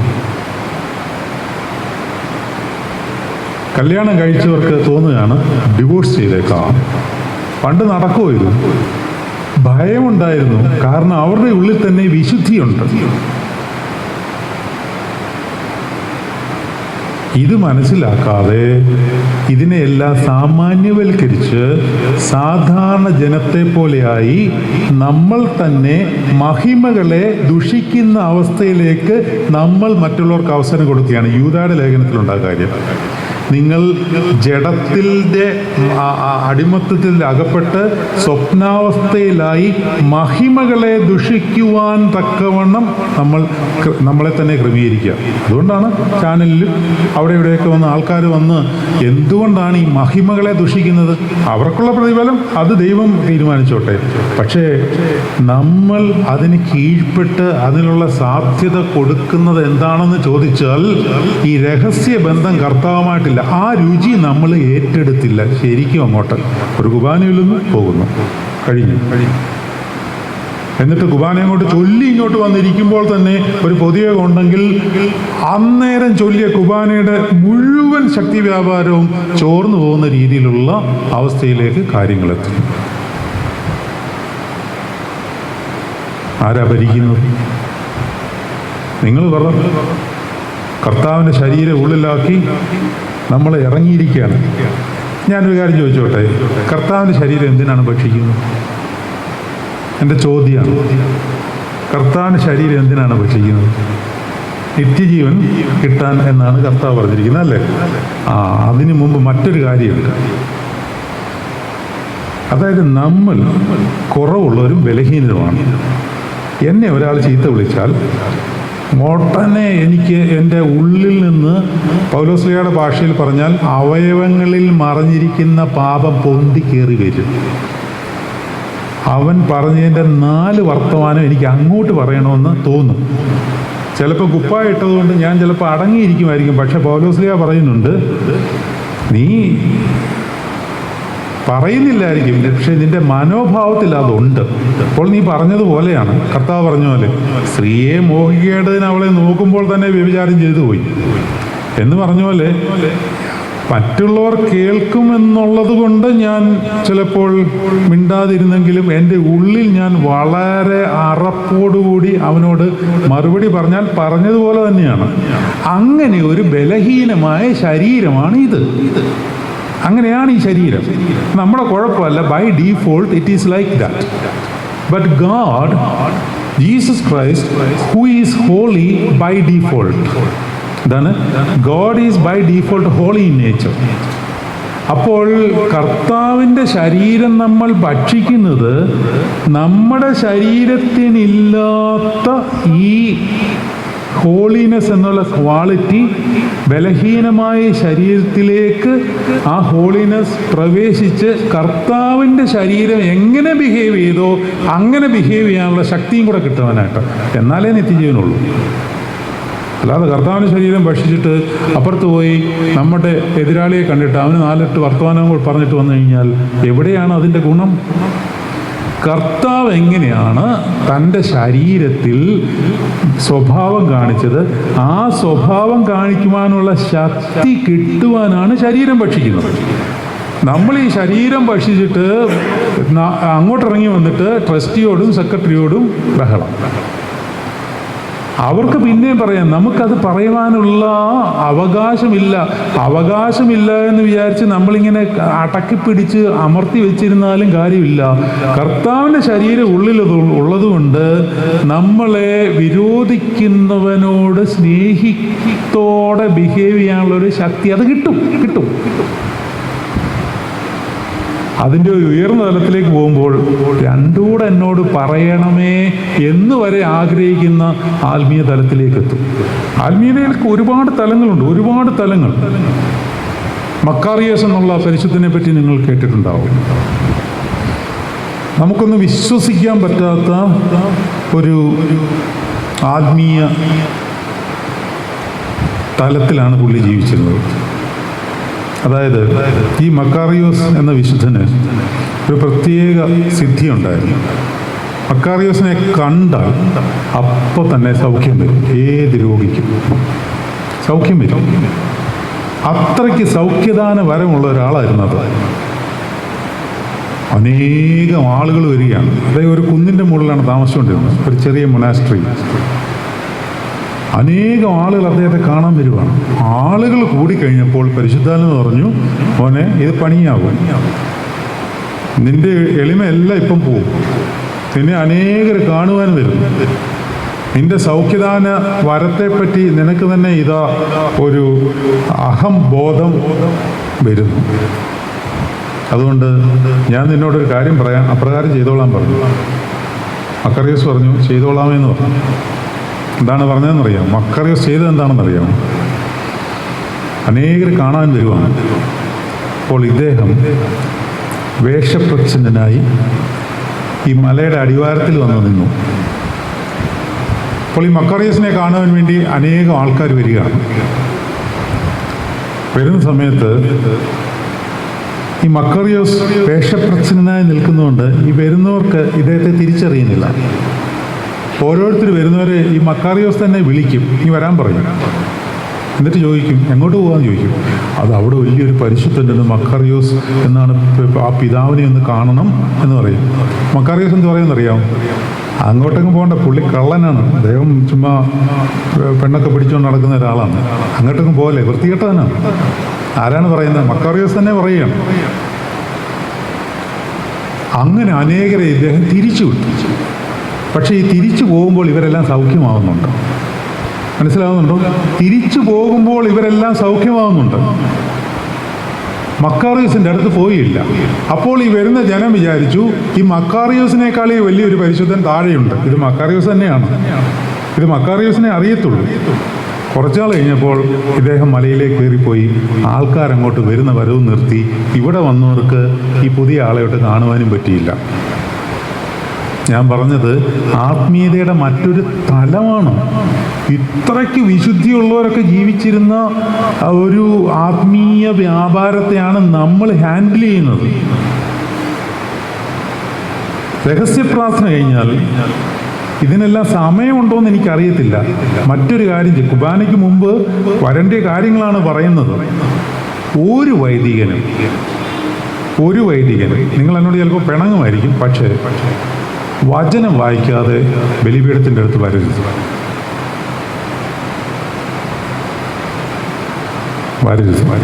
നിങ്ങളുടെ ജീവിതത്തിൽ വചനം വായിക്കാതെ ഒരു ദിവസം പോലും ഉണ്ടാവരുത്. വെളിപാട് 12:11 അവർ കുഞ്ഞാടിൻ്റെ രക്തവും സാക്ഷ്യത്തിൻ്റെ വചനം കൊണ്ട് ശത്രുക്കളെ ജയിച്ചു. എന്തുകൊണ്ടാണ്? കുഞ്ഞാടിൻ്റെ രക്തം, സ്വന്തം തങ്ങളുടെ സാക്ഷ്യത്തിൻ്റെ വചനം. വെളിപാട് 12:11. നമ്മളിവിടെ കുഞ്ഞാടിൻ്റെ രക്തം ഹാൻഡിൽ ചെയ്യുന്നുണ്ട്. പക്ഷെ ശത്രുവിനെ ജയിക്കണമെങ്കിൽ സാക്ഷ്യത്തിൻ്റെ വചനം കൂടെ വേണം. നിങ്ങൾ ഓർത്തുകൊള്ളണം, കർത്താവ് താൻ ശരീരവും രക്തവുമായി ഇരിക്കുമ്പോൾ തന്നെയാണ് അവൻ്റെ മുമ്പിൽ ആര് വന്ന് പരീക്ഷ നടത്തിയത്? പിശാച് വന്നത്. അവൻ തന്നെ ശരീരവും രക്തവുമായിരിക്കുമ്പോൾ അവനെ പരീക്ഷിക്കുവാനായിട്ട് പിശാച് വന്നു. കർത്താവ് എടുത്ത് ഉപയോഗിച്ച ആയുധം തൻ്റെ ശരീരവും രക്തവുമല്ല, വചനമാണ്. ഇത് കോർത്തു വെച്ചില്ലെങ്കിൽ ശക്തി വരത്തില്ല. അതുകൊണ്ട് യാമപ്രാർത്ഥന ചൊല്ലി നേരെ വിശുദ്ധ കുർബാനയ്ക്ക് കയറരുത്. വചനം വായിച്ചിരിക്കണം. ആ വചനത്തിൽ നിന്ന് വെളിപാടുകൾ നിങ്ങൾക്ക് കിട്ടുന്ന തലത്തിലേക്ക് വന്നാൽ ഓരോ വിശുദ്ധ കുർബാനയിലും ഒരു വെളിച്ചം നിങ്ങൾക്ക് കിട്ടും. അത് നിങ്ങളുടെ ആത്മാവിൽ അത് തെളിവാകും. അതാണ് ജനത്തിന് കൊടുക്കേണ്ടത്. അപ്പോൾ അവൻ്റെ ഹൃദയത്തിൽ കുത്തുകൊള്ളും. കാരണം പൊരുൾ തിരിച്ചു കൊടുക്കുകയാണ്. മറ്റൊരു കാര്യം, എൻ്റെ സമയം ഏകദേശം അവസാനിക്കാറായി. ഒരു 7 മിനിറ്റിനകം ഞാൻ അവസാനിപ്പിച്ചോളാം. നിങ്ങൾ ആർജിച്ചെടുക്കേണ്ട മറ്റൊരു കാര്യമാണ് കണ്ണുനീർ. അത് ചോദിച്ച് വായിക്കണം. അപ്രയം പിതാവിൻ്റെ സങ്കീർത്തനങ്ങൾ എന്ന് പറഞ്ഞൊരു പുസ്തകമുണ്ട്. അതിനകത്ത് കണ്ണുനീർ എന്ന് പറഞ്ഞൊരു അധ്യായം തന്നെയുണ്ട്. അതിനകത്ത് അപ്രയം പിതാവ് ദുഃഖിക്കുന്ന ഒരു പ്രാർത്ഥന ഉണ്ട്. എന്താണെന്നറിയാമോ? കർത്താവേ, എൻ്റെ കണ്ണുനീർ വറ്റിപ്പോയിരിക്കുന്നുവല്ലോ, അതുകൊണ്ട് എനിക്ക് കണ്ണുനീർ ലഭിക്കുവാനായി എനിക്ക് വേദനകളെ തരണമേ. ഇങ്ങനൊക്കെ പ്രാർത്ഥിക്കുവാൻ നമുക്ക് പറ്റുമോ? ആവോ? കണ്ണുനീര്. ആ വേദനകളിലുള്ള കരച്ചിലല്ല, പിന്നീട് നമ്മൾ കർത്താവിനെ കാണുന്ന സന്തോഷത്തിൽ തുയോബയിൽ നിൽക്കുമ്പോൾ നിങ്ങൾ നിൽക്കുന്നത് എന്താണെന്നുള്ള ബോധ്യം, വലിയൊരു ഒരു തലത്തിലാണ് നിൽക്കുന്നത്. അതിൻ്റെ ഗ്രാവിറ്റി മനസ്സിലാക്കാൻ ഞാൻ ഉദാഹരണം കൂടെ പറഞ്ഞിട്ട് ഞാൻ പെട്ടെന്ന് അവസാനിപ്പിച്ചുകൊള്ളാം. അതായത് ഒരു കമ്പനി നിങ്ങൾ മനസ്സിൽ കാണുക. ഒരു കമ്പനി, അവിടെ ഒരു മാനേജറുണ്ട്. ആ മാനേജറുടെ കീഴിൽ ഒരു ഹ്യൂമൻ റിസോഴ്സ്, അതായത് തൊഴിലാളികളെ ഭരിക്കുന്ന ഒരു മാനേജറുണ്ട്. വലിയ മാനേജർ, തൊഴിലാളികളുടെ മാനേജർ, തൊഴിലാളി. അപ്പോൾ ഈ തൊഴിലാളി ഒരു കുറ്റം ചെയ്തത് ഈ തൊഴിലാളിയുടെ മാനേജർ അറിഞ്ഞു. അവനെ പുറത്താക്കും എന്നുള്ള കാര്യം ഉറപ്പാണ്. വലിയ മാനേജർ അറിഞ്ഞാൽ ഉറപ്പാണ്. പക്ഷെ ഇവന് ജീവിക്കാൻ നിവൃത്തിയില്ല, ഒരു നിവൃത്തിയില്ല. ഞാൻ പറഞ്ഞ കൃത്യമായിട്ട് മനസ്സിലായിക്കൊള്ളണം. അപ്പോൾ ഇവൻ എന്ത് ചെയ്തു? ഈ അവൻ്റെ മാനേജറുടെ അടുത്ത് എന്ന് പറഞ്ഞു, എങ്ങനെയെങ്കിലും വലിയ മാനേജറിൻ്റെ അടുത്ത് പറഞ്ഞ് എന്നെ പറഞ്ഞു വിടരുത് എന്ന് പറഞ്ഞു വിടരുത് എങ്ങനെയെങ്കിലും. അപ്പോൾ ഇദ്ദേഹം പറഞ്ഞു, ഒരു രക്ഷയുമില്ല, അദ്ദേഹം കർക്കശക്കാരനാണ്, നീതിമാനാണ്, നീ ചെയ്ത കുറ്റത്തിന് യാതൊരു ക്ഷമയും കിട്ടില്ല, അദ്ദേഹം പറഞ്ഞു വിടുമെന്ന് പറഞ്ഞു. എങ്ങനെയെങ്കിലും എൻ്റെ കുടുംബം പട്ടിണിയായി പോകും, ഞാനൊന്ന് ശ്രമിക്കാമെന്ന് പറഞ്ഞു. ഇദ്ദേഹത്തിന് അറിയാൻ പോയിട്ട് ഒരു കാര്യമില്ല, കാരണം ഇത് കർക്കശക്കാരനാണ്. പക്ഷെ എന്നാലും ഇദ്ദേഹം പോയി, പ്രതീക്ഷയില്ലാതാണ് പോയത്. പക്ഷെ വീട്ടിൽ ചെന്ന് കഴിഞ്ഞപ്പോൾ അദ്ദേഹത്തിന് ഒരു ബുദ്ധി തോന്നി. എന്താണ് ബുദ്ധി എന്ന് ചോദിച്ചാൽ, ഈ വലിയ മാനേജറുടെ ഒരു 2 വയസ്സുള്ള ഒരു പ്രായമുള്ളൊരു കുഞ്ഞ് അവിടെ ഉണ്ടായിരുന്നു. ഇയാൾ എന്ത് ചെയ്യുന്നറിയാമോ? ഇയാൾ ആ വീട്ടിൽ ചെന്നിട്ട് ആ കുഞ്ഞിനെ ആദ്യം എടുത്ത് തോളിലൊക്കെ ഇട്ട് മോനെ ചക്കരയൊക്കെ വിളിച്ചിട്ട് ഈ കുഞ്ഞിൻ്റെ അപ്പൻ്റെ അടുത്തോട്ട് ചെല്ലുകയാണ്. അതെ, അദ്ദേഹത്തിൻ്റെ മോൻ തോളിൽ കിടക്കുകയാണേ. അതെ, നമ്മുടെ ചെറുക്കനൊരു തെറ്റ് ചെയ്തിട്ടുണ്ട്, ക്ഷമിക്കണം. ഈ കുഞ്ഞിനെ എടുത്തുകൊണ്ട് അപ്പൻ്റെ അടുത്ത് ഇങ്ങനൊരു അഭ്യർത്ഥന നടത്തിയാൽ, കരുണയുള്ളവനാണെങ്കിൽ അത് കൊടുക്കാതിരിക്കുമോ? ഇതേ കാര്യം തന്നെയാണ് നമ്മൾ ചെയ്യുന്നത്. ക്രമീകരണത്തിൽ നമ്മൾ വായിക്കുന്നു, എൻ്റെ കർത്താവേ, സകല സൃഷ്ടിക്കും വേണ്ടി ഞാൻ നിന്നോട് മോചനം യാചിക്കുന്നു. എങ്ങനെയാണ് തുയോബിയിൽ നമ്മൾ നിൽക്കുന്നത്? പിതാവാം ദൈവത്തിൻ്റെ ഏകജാതനായ പുത്രനെ കൈകളിലേന്തി കുരിശടയാളത്തിൽ പിടിച്ചുകൊണ്ട് പിതാവാം ദൈവത്തോട് സർവ്വസൃഷ്ടിക്ക് വേണ്ടി മോചനം യാചിക്കുമ്പോൾ, പിതാവാം ദൈവം പുരോഹിതൻ്റെ കൈകളിലേക്ക് നോക്കുമ്പോൾ ഇരിക്കുന്നത് തൻ്റെ പുത്രനാണ്. അപ്പോൾ ഈ പുരോഹിതൻ ചോദിക്കുന്നത്, കൊടുക്കാതിരിക്കുവാൻ പറ്റുമോ? ഈ ബോധ്യം ഉണ്ടായാൽ നിങ്ങൾക്കറിയും. ക്രിസ്തു എല്ലാ ദിവസവും കരഞ്ഞ ആളാണ് കേട്ടോ. എബ്രായലേഖനം 5:7 ക്രിസ്തു തൻ്റെ ഐഹിക ജീവിതകാലത്ത് തന്നെ മരണത്തിൽ നിന്ന് വിടുവിപ്പാൻ കഴിയുന്നവനോട് ഉറച്ച നിലവിളിയോടും കണ്ണീരോടും കൂടി അപേക്ഷയും അഭയാചന കഴിക്കുകയും ഭയഭക്തി നിമിത്തം ഉത്തരം ലഭിക്കുകയും ചെയ്തു. ഒരു പുരോഹിതൻ ദൈവസന്നിധിയിൽ കരയണം. കരച്ചിലില്ലെങ്കിൽ കണ്ണുനീര് തരണമേ കർത്താവേ എന്ന് പറഞ്ഞാൽ അവൻ ധാരാളമായിട്ട് തരും. നിങ്ങളൊരു കാര്യം മനസ്സിലാക്കിക്കൊള്ളൂ, കരഞ്ഞു കഴിഞ്ഞാൽ മാത്രം ലഭിക്കുന്ന ഒരു ആനന്ദമുണ്ട്, ഒരു പ്രൊട്ടക്ഷനുമുണ്ട്. ഈ കണ്ണുനീര് നമ്മുടെ പ്രൊട്ടക്ഷനാണ്, നമ്മളെ പ്രൊട്ടക്റ്റ് ചെയ്യും, വിശുദ്ധീകരിച്ച് കോട്ട കെട്ടി നിർത്തും. യശുരവനെ നിന്റെ ദൈവത്തെ പോലെ മറ്റാരുമില്ല, അവൻ ആകാശത്തൂടി നിന്റെ സഹായത്തിനായി മഹിമയോടെ മേഘാരൂഢനായി എഴുന്നള്ളുന്നു. ആവർത്തനം 33:25. പുരാതനമായ ദൈവം നിന്റെ സങ്കേതം, കീഴെ ശാശ്വത ഭോജങ്ങളുണ്ട്. അതുകൊണ്ട് എൻ്റെ വാക്കുകളെ ഞാൻ പതിയെ അവസാനിപ്പിക്കുകയാണ്. നമ്മുടെ വിശുദ്ധ ജീവിതത്തെപ്പറ്റി നമ്മൾ ബോധ്യവാന്മാരായിരിക്കണം. പുരോഹിതന്മാർ വിശുദ്ധരായിരിക്കണം. ഒരുപാട് കാര്യങ്ങൾ പറയാനുണ്ട്, പക്ഷേ എല്ലാം കൂടെ എനിക്ക് പറയാനുള്ള സമയമില്ല. വിശ്വാസികൾ ഉച്ച നമസ്കാരത്തിനായിട്ട് എത്തിക്കഴിഞ്ഞു. മറ്റൊരു കാര്യം ശ്രദ്ധിക്കേണ്ട പോയിന്റ് മാത്രം ഒന്ന് പറഞ്ഞു പോവുകയാണ്. എളിയവനെയും ധനവാനെയും ഒരുപോലെ കാണാവും. ഇത് പറഞ്ഞുവിടാനേ പറ്റുന്നുള്ളൂ. അതുകൊണ്ട് അങ്ങനെ കണ്ടു കഴിഞ്ഞ് മറ്റൊരു കാര്യം നമ്മൾ പ്രധാനമായി ശ്രദ്ധിക്കേണ്ടത് നമ്മുടെ നാവാണ്. ഒരു പുരോഹിതൻ്റെ നാവിൽ നിന്ന് ദൈവിക വചനങ്ങളെ കൂടുതൽ വരാവും. എല്ലായ്പ്പോഴും വചനങ്ങൾ തന്നെ പറഞ്ഞുകൊണ്ടിരിക്കണമെന്നല്ല. ഇപ്പോൾ ഒരു പൊതുയോഗം കൂടുമ്പോൾ എന്തെല്ലാം കാര്യങ്ങൾ പറയാൻ പറ്റും, പക്ഷെ എല്ലാത്തിലും ഒരു ദൈവിക ഒരു മനോഭാവം ഉണ്ടാവണം. അതിനാണ് ഈ വചനം നമ്മൾ ഉള്ളിലേക്ക് എടുക്കുന്നത്. നാക്കുകൾ, വാക്കുകൾ വളരെ സൂക്ഷ്മതയോടെ ശ്രദ്ധിക്കണം. Most important thing. അത് പോയിൻ്റായിട്ട് മാത്രം പറഞ്ഞ് അവസാനിപ്പിക്കുകയാണ്. 2-3 മോഹങ്ങളെ നിർബന്ധപൂർവം നമ്മൾ തള്ളി മാറ്റി വയ്ക്കണം. 1 സ്ഥാനമോഹം, 2 പണമോഹം, 3 ആഡംബര ജീവിതം. ഇത് നമ്മൾ മാറ്റിവെച്ചേ പറ്റത്തുള്ളൂ. ഇന്നത്തെ പല പുരോഹിതന്മാരും തകർന്നടിക്കുവാൻ വേണ്ടി പിശാച് കെട്ടിപ്പണഞ്ഞിരിക്കുന്ന ചില മേഖലകളാണ്. നിർബന്ധമായും ഇതിന് അതിരുകൾ വയ്ക്കണം. പിന്നീട് ഒരു കാര്യം വളരെ പ്രധാനപ്പെട്ട, തിരുമേനി സമയത്രേ എത്ര മിനിറ്റ് ഉണ്ട്? 10 മിനിറ്റിലൂടെ മാക്സിമം എടുക്കാം. 7 മിനിറ്റിനാണ് തീർക്കും. വളരെ ശ്രദ്ധിക്കേണ്ട ഒരു കാര്യം പറയാൻ പോവുകയാണ്. അതുകൊണ്ടാണ് അതിനൊരു 3 മിനിറ്റ് എനിക്ക് വേണം. ഷാജി അച്ഛനെ എനിക്ക് ആ സമയം 7 മിനിറ്റ് ആകുമ്പോൾ ഒന്നുകൂടെ കൈ പൊക്കിയേക്കണേ അച്ഛാ. അതായത് ടൂ മച്ച് പരിപാടികൾ ഒഴിവാക്കണം. ഞാൻ അതിൻ്റെ ഒരു ഇരയാണ്, അതുകൊണ്ട് പറഞ്ഞതാണ്. നിങ്ങൾക്കറിയാമോന്നറിയില്ല, ഞാൻ ഈ മ്യൂസിക് ഭ്രാന്തനായിരുന്നു. അഹങ്കാരം പറയാണെന്ന് വിചാരിക്കരുത്. ഞാൻ വളരെയധികം ഭീകരമായ പരിപാടികൾ ലോകത്തിൻ്റെ വിവിധ ഭാഗത്ത് ചെയ്തുകൊണ്ടിരിക്കുമ്പോൾ എൻ്റെ ആത്മീക അവസ്ഥ വളരെ സുരക്ഷിതമാണെന്നാണ് ഞാൻ വിചാരിച്ചിരുന്നത്. അങ്ങനെയാണ് പിശാച് പഠിപ്പിക്കുന്നത്. എന്തുവാ ചെയ്യുന്നത്? മ്യൂസിക് പ്രോഗ്രാം അല്ലേ, കർത്താവിൻ്റെ പ്രോഗ്രാം അല്ലേ, ആണ്, കുഴപ്പമൊന്നുമില്ല, അത് ചെയ്തോ, അത് നല്ലതാണ്. പക്ഷേ പരിപാടികൾ വർദ്ധിച്ചാൽ കർത്താവിന് കൊടുക്കേണ്ട സമയം പിശാച് അപഹരിക്കും. ഒരു വചനം പറഞ്ഞുതരാം. അത് വായിച്ചപ്പോഴാണ് ഞാൻ ബോധം കെട്ട് വീണു പോയത്. അതിനുശേഷം ഞാൻ ഈ സാധനം മാറ്റി. യെശയ്യാവിൻ്റെ പുസ്തകം 33 അധ്യായം 15 വാക്യം എന്നെടുക്കാമോ? യെശയ്യാവിൻ്റെ പുസ്തകം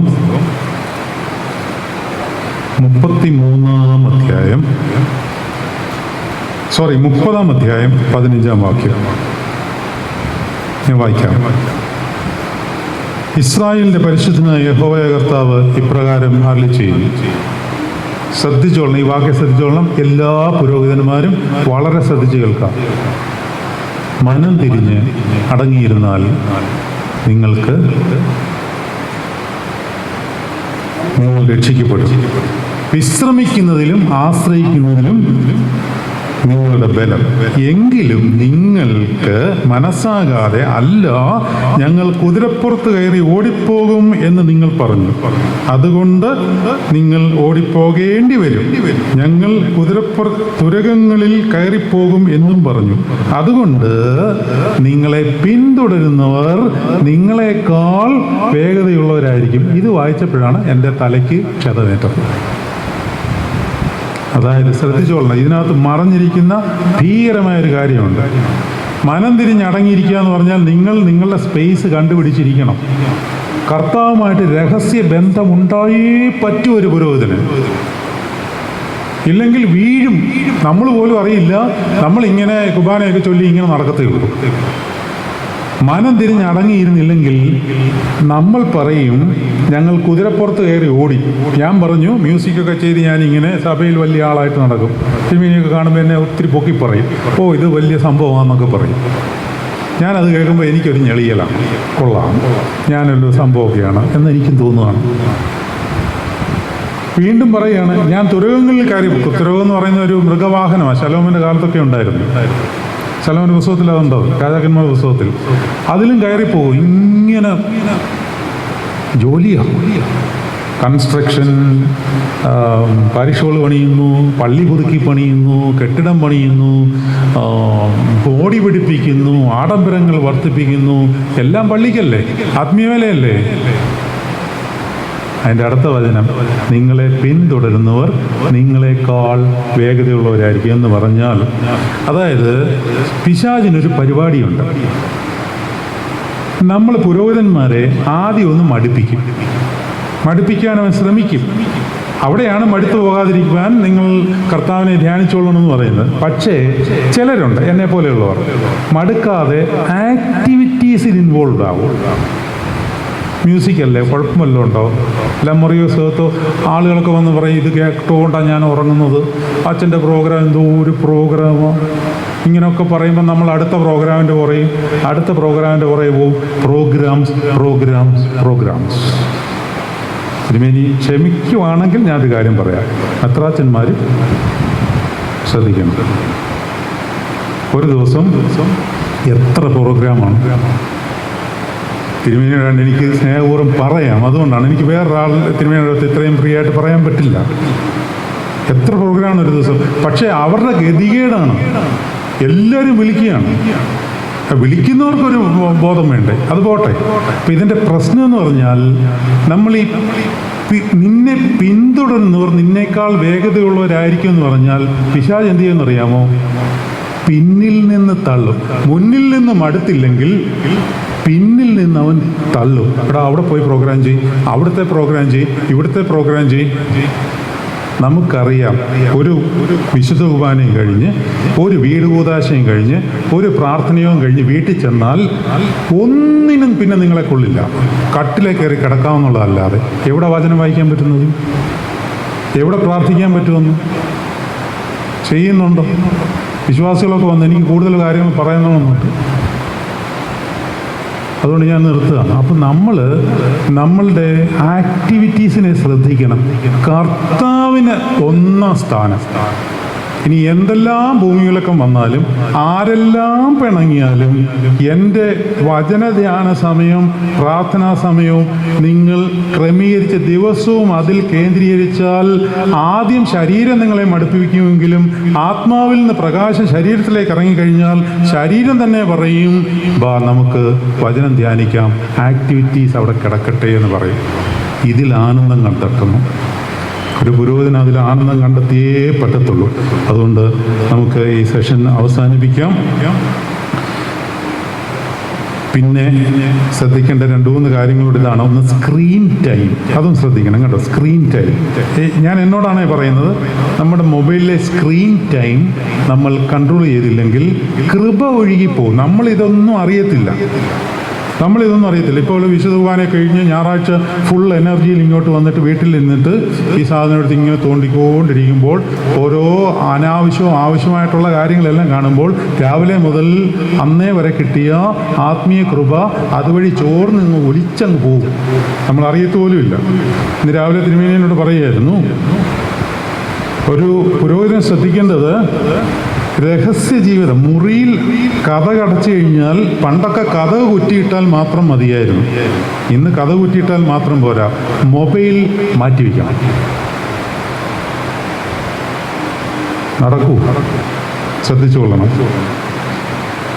കാർണൽ അട്രാക്ഷൻസിനെ ശ്രദ്ധിക്കണം. മണി അട്രാക്ഷൻ, ആഹാരം ശ്രദ്ധിക്കണം, ആക്ടിവിറ്റി അട്രാക്ഷൻ.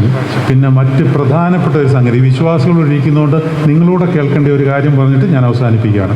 നിങ്ങളും കേൾക്കേണ്ട ഒരു കാര്യമായതുകൊണ്ടാണ്. നിങ്ങൾ ശ്രദ്ധിക്കുന്നുണ്ടല്ലോ, അച്ഛന്മാരുടെ മാത്രം ധ്യാനമാണ്, എന്നാലും നിങ്ങളൂടെ ശ്രദ്ധിക്കേണ്ട ഒരു കാര്യമാണ്.